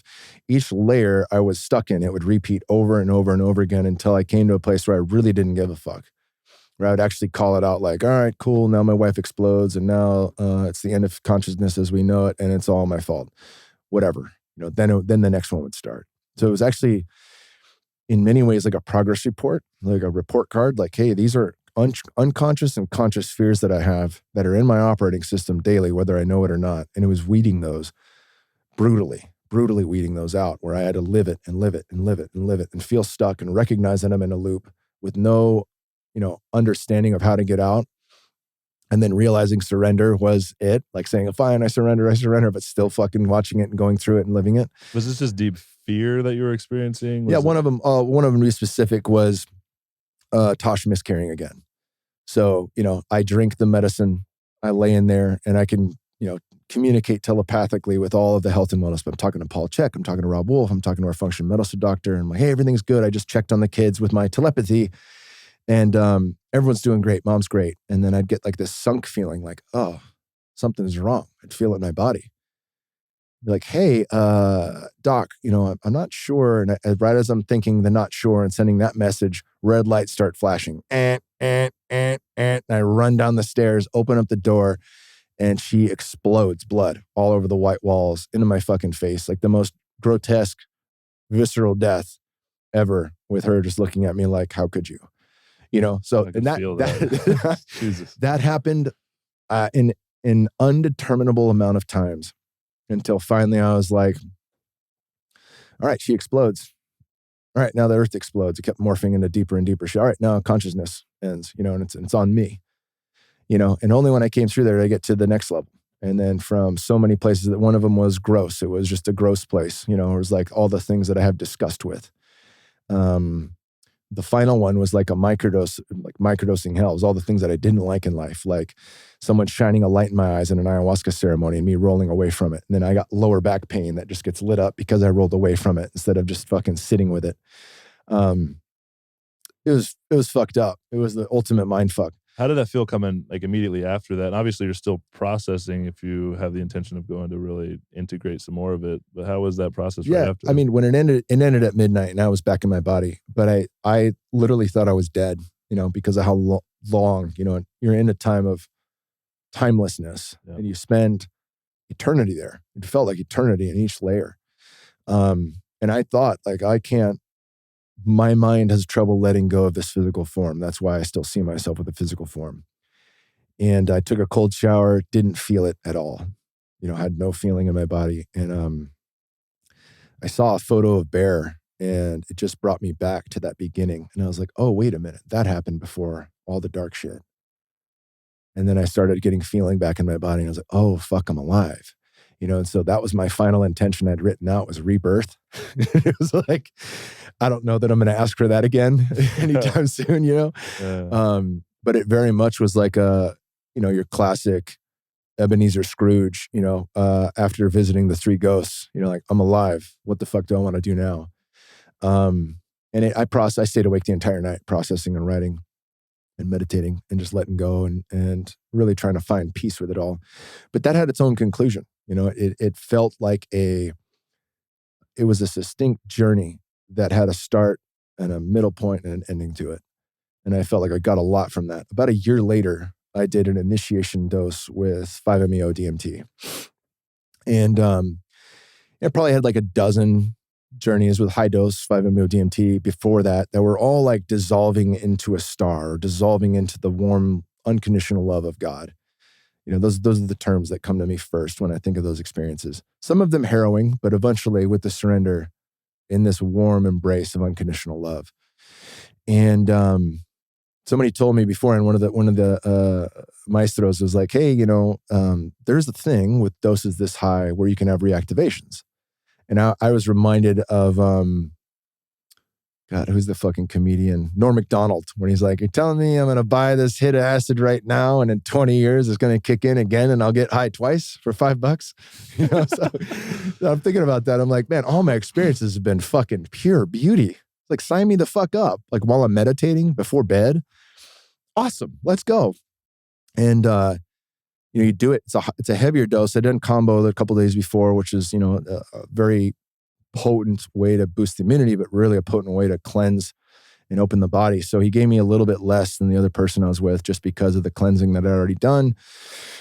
And you stand and lift your arms up over your head while you're inhaling, someone lighting it for you, and hold it until you fucking collapse. They catch you on the way down. And so I did this. How many milligrams? It was only 100, but it was, and I've had 100 before, but because of the combo and because of the method of standing and holding, like I held it till I was out. Mm-hmm. And that can make all the difference in the world. Even 80 would change the game with 80 if you did that technique with it and had combo before it. So that put me into a loop where it was just the very beginning. It wasn't anything scary, but it was a loop again. And the loop was, that's it. Just breathe. The first thing he told me, right? When I came to on my back, it's like, that's it. Just breathe. Then I'd hear the click of the torch because they're all going to micro to tune into my field. Click, click, shh, click, click, shh. And then one of the practitioners purges on my behalf. That's it. Just breathe. Click, click, shh, over and over again. And I fucking pull my mask off and I'm like looking around the room and he's like, no, lay down. And I was like, but second I put it back on, that's it. Just breathe. And I was like, motherfucker, I'm fucking back and I'm never going to escape. Like there was a sincere feeling that I was never going to escape the hell loop. And it was pure panic. And at a certain point, they offer you a second round, which helps you integrate. And the person I was just with and guiding, I was like, he said no. And I'm like, it's going to help. And it did help. So they offered me a second round and I'm thinking like, hopefully it's a smaller dose. Hopefully this gives me some alchemy with this. Brings me right back to the fucking start. And now I've thought that my constitution is to say yes to this every time it's offered. And anytime I think I'm coming out of hell, I'm going to take another hit and put myself right back. It was into infinity. Pure misery, like purest form. And with like 5 minutes to go, I'm like, I had just this slight thought in the back of my head, if it's going to end, it should end soon. And it did.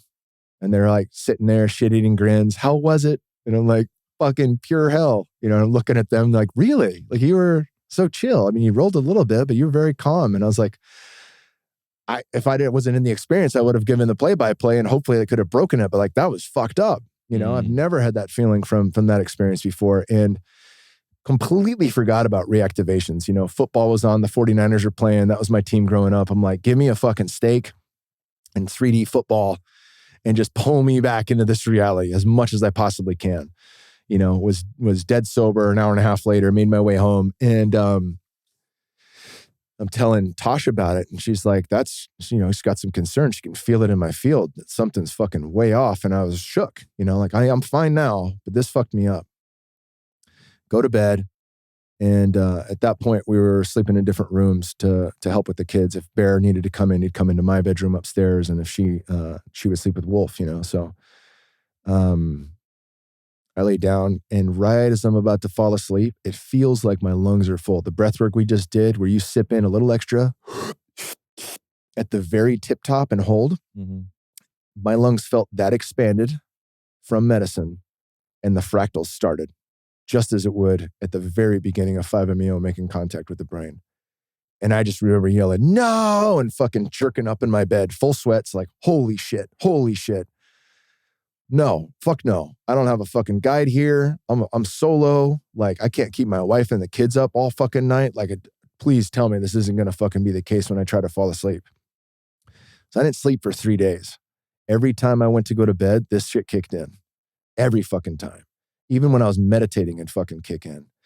And I was in a real panic, and finally I was like, everyone's saying like, you have to surrender to it. You have to go in and see it. And I'm like, it's going to be more of the same, dude. There's no bottom to this well. It's fucking, the black hole doesn't end. The rabbit hole doesn't end. It's infinite. And much to my description or creation of that space, it didn't end. I'd finally fall asleep at like 9 o'clock on day 4, wake up at 1 a.m., having spent 4 hours in infinite space of hell. And it was new shit. It was weird shit. It was just, continuing to unfold. And I'd stay up from 1 a.m. onward. I got 4 hours of sleep in 4 days and I'm not going back to bed. That lasted for 2 weeks. And finally it's like Tasha's carrying the weight of this with the family. And I can't even look at, I'm now imagining that because of the lack of sleep and everything combined, that like this too, the 3D is hell. And I don't know how to parent. I don't know how to say anything. I can't, completely immobilized me. I later read the book, Dispelling Wetiko by Paul Levy, which helped me somewhat with this. And then The End of Your World by Adyashanti, I think is brilliant. Anytime somebody runs into this space, it was hard for me to read during it because it was too accurate. And, but I've since read it a couple of times, and it is exactly what happened. It's the destruction of everything you thought to be true. You think he's like, you think enlightenment is, it's going to give you some special powers for manifestation and going to give you all the things you want in your life. And it has nothing to do with that. It has with realizing one truth. We are one. And that's the mind fuck. And it kept, hitting me. So Tasha's like, you got to call Paul Chek. You have to.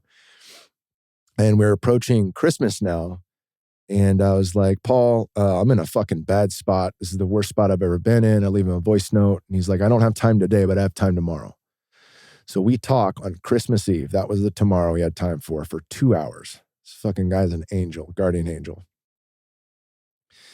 And, he tells me, he's like, I'm telling him like every fucking thought that I have, it's reversing it and inverting it and showing that the equal and opposite is true. And he goes, of course, that's why the true Tao cannot be spoken, because anything you say about the Tao, the equal and opposite is true. And that hit me like fucking just like mind explosion. And he said, he goes, I've been there. And I was like, okay, I don't distrust that you have. You've been a guide for 400 plus journeys. He just lost count of how many he's done. Describe that situation to me. And he said at one point, he had gotten synthetic 5-MeO, which is significantly different than the Sonoran desert toad, which we utilized. The Sonoran desert toad may have 10 to 20% of its actual weight as 5-MeO DMT, along with some other things, bufotenine and other important analogs. But the pure shit's 99%, right? It's 99.99% 5-MeO. And he had 80 milligrams of synthetic and said that he went into an experience for 2 weeks. And thankfully, he was on his property. One of his wives is a shaman. The other one's the businesswoman. And they fucking just held the fort down while he fucking got alchemy and painted his way through it. And since then, he's had 2 kids. He's written a book, How to Move. And so I was like, all right, knowing your trajectory and that you were able to come back from this and do cool shit and be the person you are today, that gave me hope. Because you thought you were broken at this point. I thought I was fucking done and there was no way back. Uh-huh. So he said, did you close the ceremony? I said, no. And so we went through a practice to close the ceremony. And that night was the first night that I slept in 2.5 weeks, all the way through, with no fear, no hell, no nothing. Wow. So this is the dark night of the soul that I'm looking for alchemy with my experience with Aya. I've always had beautiful experiences with Aya. I know that, they say the second you sign up, the medicine starts working. And I've already had like a few microdose points where it felt like I was trapped, again. Some reactivation stuff. Yeah, reactivation stuff. And it's what's been cool is having enough space, because this was a couple of years ago, I actually can immediately feel into it. Like, all right, there's a visceral feeling. And Paul was right. He's like, you probably have PTSD from this experience. And there's no question. Like there's a visceral reaction, a cortisol dump, an adrenaline dump where it's like, whoom, all through my body. And I experienced the tiniest amount of it. And so I know a big thing for me to unlock is going to be the physical body in the presence of what I deem to be the challenge, the hell experience. Because the body keeps a score, right? So like that's going to be a big part of the work is not just me opening it through mobility and things like that, but actually breathing into the tightness and seeing the thing, not looking away and allowing it to move. Wow. Thanks for sharing all that, man. That's fucking intense. And I think that's a good lesson for people that are on this path to have some reverence for it, and that you can, work on trauma in a very powerful way through these modalities, but also can re-traumatize yourself if an experience like this takes place. So you're hoping ayahuasca can help you integrate and just release some of the trauma that's still stored in your physical body, you believe? Yeah, release whatever's still there. There are some physical stuff that's still there from a nervous system standpoint, from a memory standpoint, and a bodily memory at that, because it was very physical for me. And so to move through that however's needed. And really, I had this beautiful integrative experience with Hamilton Souther, who's one of Aubrey's shaman, and we got to work with him in Sedona. And it was cannabis and ketamine, what Ob calls the God bomb. And I knew immediately, he sings Icaros no matter what medicine you're on, right? So it felt like the presence of ayahuasca. This was also at that point, now I had the calling for ayahuasca because of his teaching and care. But he told me, he's like, yeah, I spent 3 years in hell. And I go, tell me about it. And he goes, hell is all mind. There is no love. And I was like, fuck, dude, that's exactly it. It's a mind trap. There's no love there. There's no recollection of life. I can't bring my kids with me to hell. I wouldn't be in hell if they were there with me, right? That they're forgotten completely. Mm. And so he said, we're going to go to the center point of all of creation and we're going to reconnect your head to your heart. And the way he said it, with like literally just like that, there was no add-on. Like matter of fact. It's so matter of fact. Is this is what we're going to do, and it's going to work. And I had full faith in that. And when we went, it was a very light dose. You know, that's another thing people don't necessarily realize. They think like the more I climb the ladder, the better I'm getting. Once you've opened up this 16-lane highway, the tiniest dose can put you there. Right? Your body, that groove has been greased. So I recognized that and intuited a very light dose of the medicine for this experience. And I was fucking gone right from the jump. I sat the whole time upright, meditatively, and just to be connected to my body. And I could feel layer by layer, and I'd feel this uneasiness come up and breathe into it and shaky breath coming out, and I'd feel it release little by little. But just knowing that these reactivations are taking place, I realized there is more to be done, and that was a strong intuition on that medicine experience with Icaros, with Hamilton, that Aya will be the place to really dive deep into that and to get some more healing. Yeah, I'm excited for you, man. Let's bring it back a little bit, just because there's some people that are probably listening to this that don't have an experience, or maybe not necessarily on the plant medicine path, and all the stories that you're sharing of going into these spaces and learning lessons and releasing, and then, even the traumatic experiences. Tell me a little bit about, some of these people might have the question of like, why are you doing this? Why are you going into these spaces? Why do you use these medicines? A lot of people go and have an experience and they feel like they work through it and they're good. But someone like you, someone like myself, who continues to work with these medicines as teachers, I think the question is why do you do it? Yeah, I mean, there's a couple things here. Healing is one point, and when you watch Kalindi, that's what's great. He's like, look, ayahuasca is incredibly healing. Iboga is incredibly healing.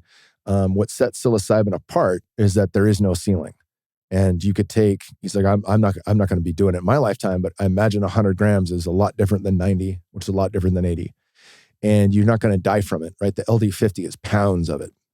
So you're talking about 100 grams, like we're way underneath threshold dose for what's potential there.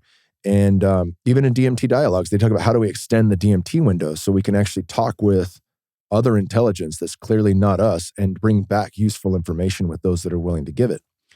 And Kalindi's point was you have the extended DMT window. It's called mushrooms at a high dose.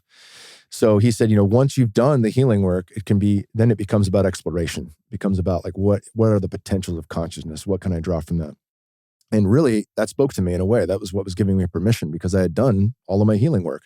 And I enjoyed ceremonies strictly for the ability to explore, the ability to dive deep and see, am I missing something? Is there something that's not in my purview that I should look at, right? And that when people talk about shadow work and shit like that, and a lot of the terminology these days, one thing they forget is like, hey, how are you working on your shadow? Your shadow is inherently anything you can't see. It means it's not in your field of awareness. And there's different ways we get to work on this, but really, if you can't see your blind spot, how are you working on that? You're working on something you can't touch and you can't see, and you don't know what to work on, right? And I think, and that's how the ego can really set up traps where you're working on things that you're aware of, but there's so many layers that are deeper that you don't even have awareness of. Yeah, and I think the plants do offer an expose, on things that can't be seen. They allow an offering of that, especially if you're in a place of surrender and humility, and really want to know. You're gonna see it. The curtain gets pulled back, and you get to see what's in the closet. That to me has been incredibly transformative in my life. Not just, we talk about integration a lot. It gets thrown around. How do you integrate this? How do you integrate that? Integration to me is habit change. And so one of the best books on integration, even from plant medicines, is Atomic Habits by James Clear. Why? Because it teaches you how to create habits that you can actually use. And they're small. They're atomic. That's why it's Atomic Habits. It's not boom, big. It's fucking tiny little changes that actually make changes in your life. And so, how does this pan out? You ask somebody like, cool story, bro. How did that change your life? And if they don't have a definitive answer, it probably didn't. It's probably just a cool story. It's a cool vision they had or a cool experience in Costa Rica. And unfortunately, a lot of people in the space take that as the healing. I was healed at this time when I had that third cup. I was healed, on night 4 from this thing. It doesn't necessarily have to be a habit change in the physical world, but it most certainly must change you internally, like how you respond to stressful situations, how I respond when I'm around my parents and they're saying shit to my son. And it's like, all right, this ain't the way. That's it right there. You know, all the lessons I've learned, it's fascinating. I've gone on this journey of wanting to discover and explore and heal. And it's so fascinating that you go on this whole journey full circle and it always comes back to the breath. Yeah. It's the master control, master control system.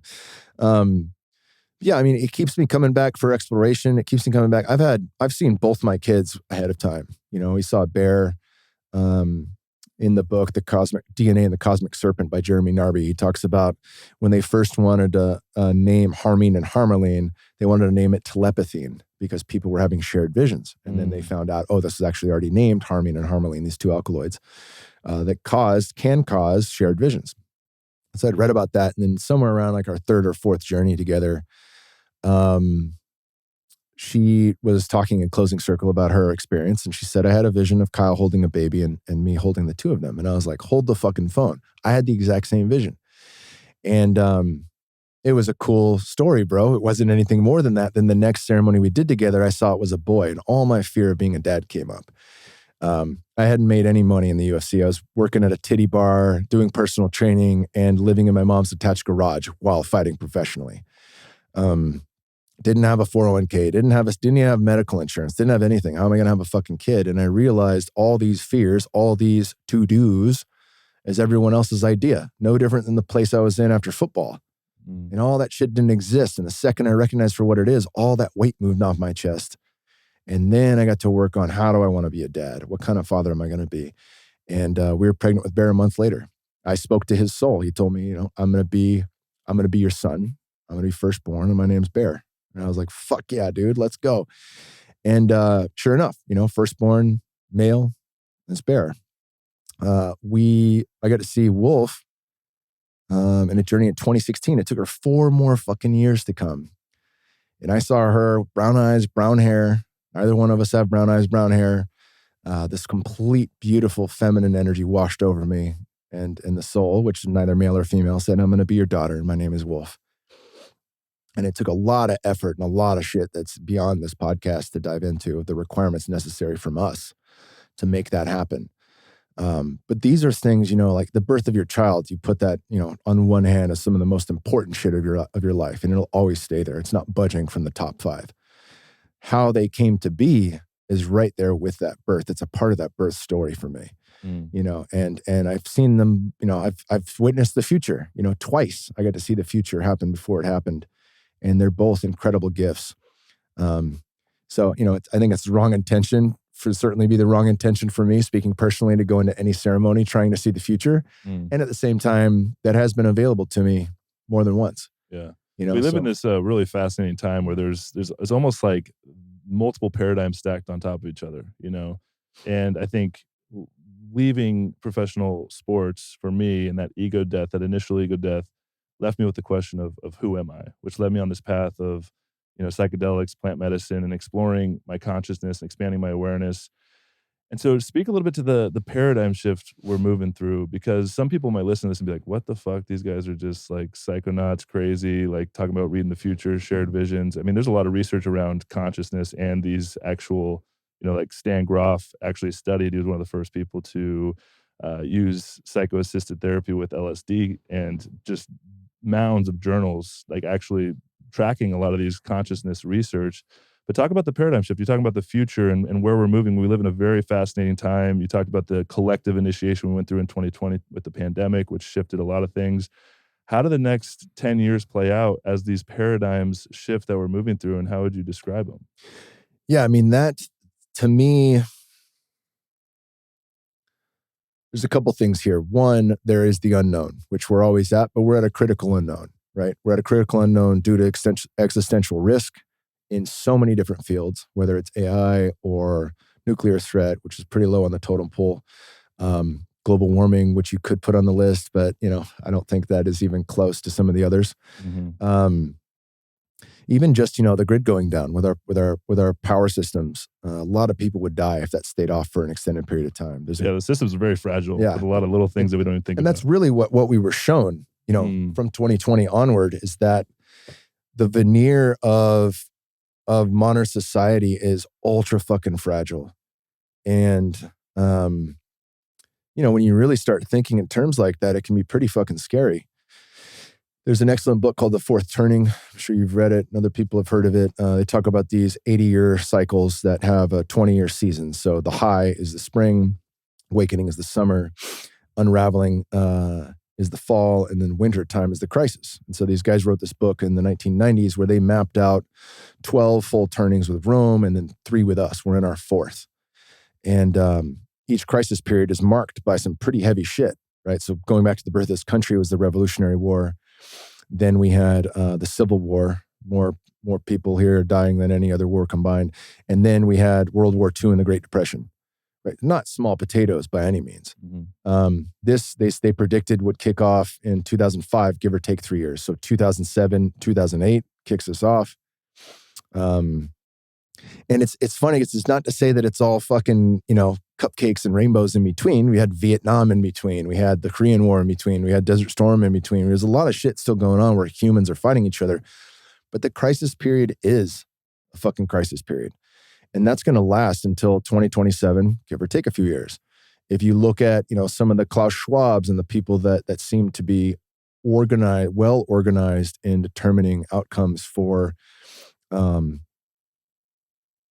global governments, for lack of a better word, for really trying to push this globalist agenda and curate a new society and how that runs. And they're openly talking about it, whether it's his books or other people's books. That's a huge red flag to me.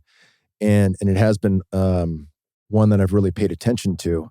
And there's a push from them for Agenda 2030. How do we create this change by the year 2030? That's when we all enter the next high. So whatever our agreements are as a culture, we're going to live that, hopefully with a smile on our face for the next 20 years. And hopefully it's not what they're predicting in the Great Reset, which is you'll own nothing and be happy. So knowing we're still in a crisis period, if I just set the table there, is there going to be some more shit up until 2030? I think the answer to that is a full fuck yes. I don't know what that looks like. I don't know if it's the grid going down. I don't know if it's World War III. I don't know a lot of things on how it actually plays out. I think anybody who claims to know is blowing smoke up their ass. But it does mean, the stakes of the game have changed. As a dad, I really think about this shit. Like Paul Saladino's my homie. He's like, fuck it, I'm going to Costa Rica. It's like, I would totally do that, dude. Great idea. But I have kids, we got family here. And I think Texas has been a really beautiful, and Florida have been beautiful safe havens to connect and hold some of those freedoms before they're taken away from us. And hopefully the more tech that comes here, we still hold that raw, visceral feel of what it means to be a Texan. And people understand why they left California and New York. But I don't know what the future holds. And there's a couple things that have really, like, you can go insane rabbit holing this stuff, or you can use it to your advantage and just prepare in the best way you know how and surrender to what's to come. I've been on both ends of the spectrum over the last 3 years. And the serenity prayer has been one of the key pieces for me to hold. Like, if it's in my control, let me focus on that. If it's not in my control, I don't need to fucking waste my time with it. God, give me the wisdom to know the difference between the two, and really just paying attention there, and doing my very best to control what's right in front of me, and all that means is that now there's even more pressure to be the best version of myself. There's more pressure to teach my kids in the best way possible through living the experience of what I'm trying to teach. Like, if I want them to have good relationships, the very best thing doesn't come from my mouth. It comes from them witnessing my relationship with my wife. How do I hold her? How do I love her? How do we come through conflict resolution? And that's something I fucking absolutely pride myself on with her, is that we're never yelling. We've never yelled at each other, ever. And that's a fucking huge deal. Never cursed at each other, never name called or any of that. In 12 fucking years is a big deal, especially coming from both of our backgrounds. So there is a pressure to do better. There's a pressure to prepare in some way. And the preparation is different for everybody. But the things that I already enjoyed, like hunting, growing food, we were always gardeners before we got into farming. Thankfully, that there's been many things that have kind of come to fruition because of what's been felt as a culture. And with that, there's been a fire lit under our ass to start growing our own food and doing things, in a better way. And having had friends and teachers and different people within the field of regenerative agriculture, biodynamic farming, all of these things that I don't have a 30-year career in. I don't have the background necessary, but I have access to these people, right? So that's really been at the forefront of what is sovereignty? How do I create that for myself? And then how do I, produce more than I consume? So that way it's a gift for everyone around me. It's not just something I benefit from, but it strengthens the community locally. We get good food into everyone's hands, and it's right there for us to work on.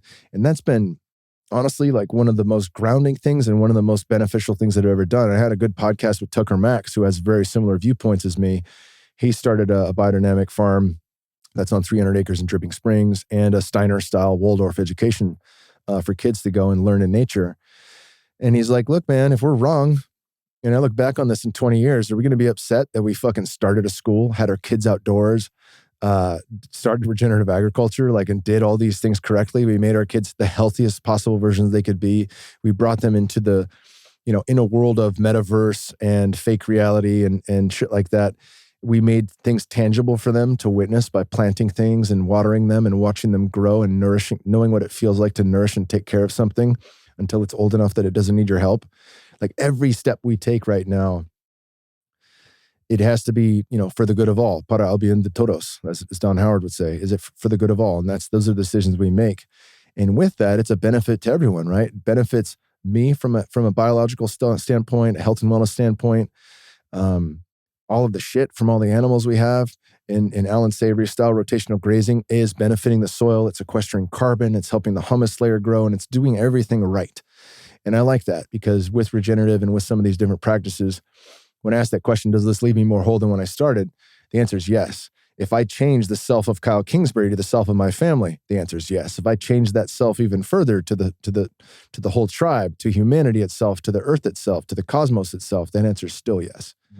And that's really kind of what's driving me right now. Yeah, it's beautiful. I'm really proud of you too, man. And it feels like there's this difference between going and becoming more sovereign in a lens of I need to survive the next apocalypse, and then this calling to get back to more local, growing our food, taking care of ourselves, being more sovereign, because collectively that's what we're being called to do in this new paradigm shift. And it seems like as these tensions grow, as we go through this another fourth turning, and there's a lot of unknown and a lot of conflict, it seems like there's this spiritual renaissance, this psychological maturity that's happening. The plants are coming online in a big way, more mainstream, to support us in this collective awakening. So it's as we move through this paradigm shift and this fourth turning, it's almost like at the same time we have this opportunity to, I don't know if transcend's the right word, but evolve consciously as we move into more sovereignty as a collective.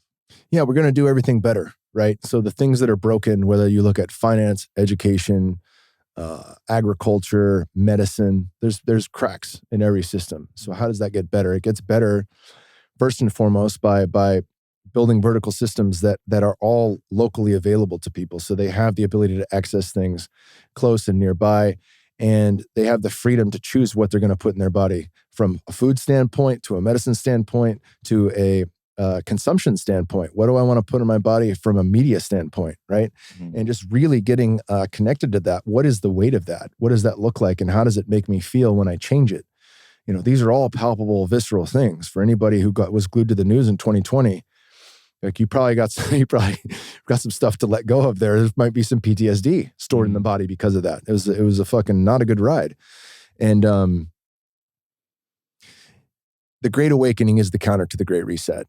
And I've been on the fence about how many people are actually waking up to what I deem to be the truth, or even just, all politics aside, the greater truth, which is we are one. Consciousness, we are spirit in form. And in these things, how do we then potentially move from, can we build, what's the word? Parallel systems. Can we have parallel systems built in place so that we don't just inherit the rubble in a revolution, but we're actually able to transition from one old model that didn't work so well into a new model that does.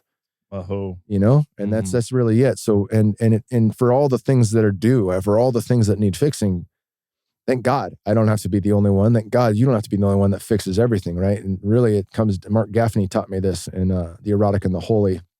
It's a brilliant fucking lecture series on Audible. It's one of my favorite teachers. He's like, allurement and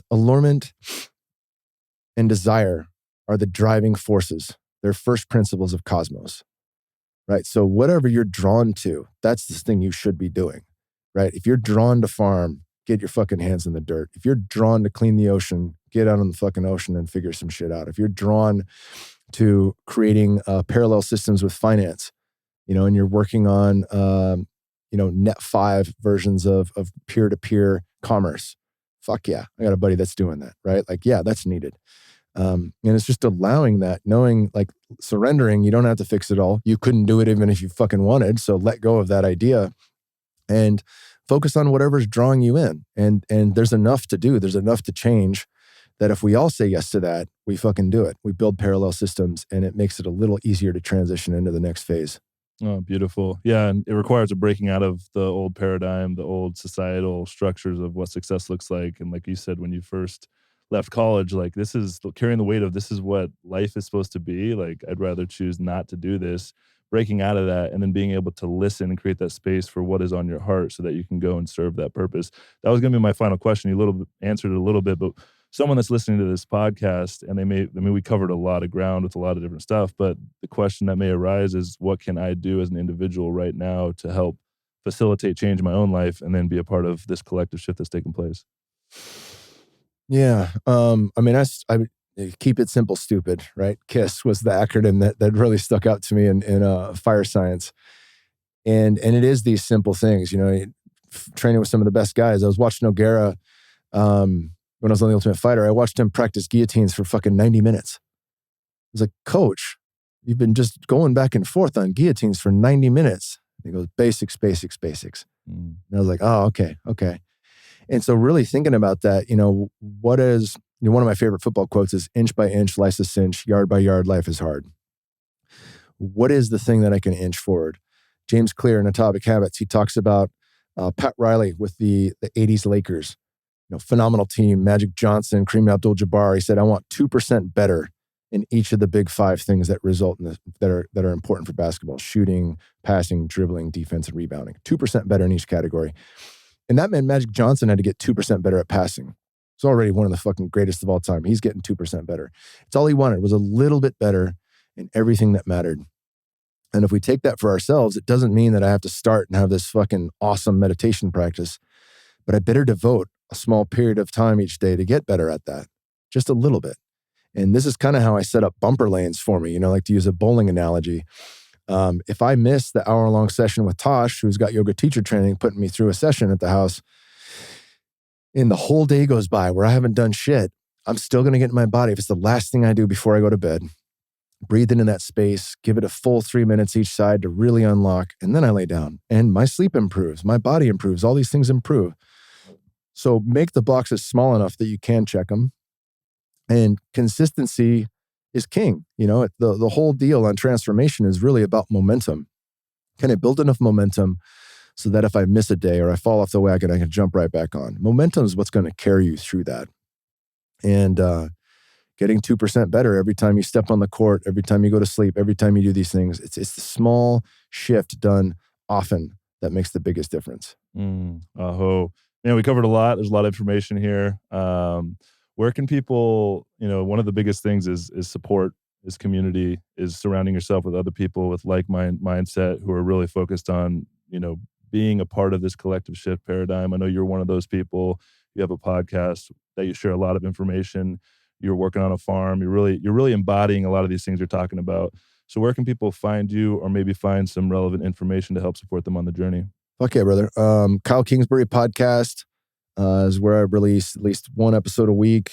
And, it ranges from athletes like yourself all the way to, and I definitely want to have you on.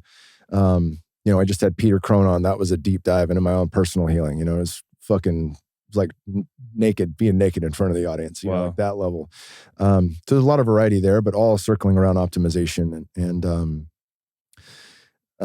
that's a big portion of what I do. And then I coach, I'm a coach privately, but I coach in Fit for Service. That's where we met fitforservice.com is an excellent place where like-minded individuals come to learn more. And we bring in some of the best guys in the world. You know, we're not all experts ourselves at everything, but we find those people. We find the Mark Gaffneys and we bring them to Sedona. We got Dr. Kelly Brogan and Peter Crone to come out to Lockhart, you know, at the farm. So I'm just thrilled with what we've created. You know, 4 years ago, we're in our 5th year, and how that continues to expand and grow. And the people that keep coming through, like yourself, are just fucking incredible. So fitforservice.com there. And then gardenersofeden.earth. That's all the things we're doing with the farm. So we have education coming up at different points. Permaculture 101 is at the end of this month. So, but we're going to run that twice a year.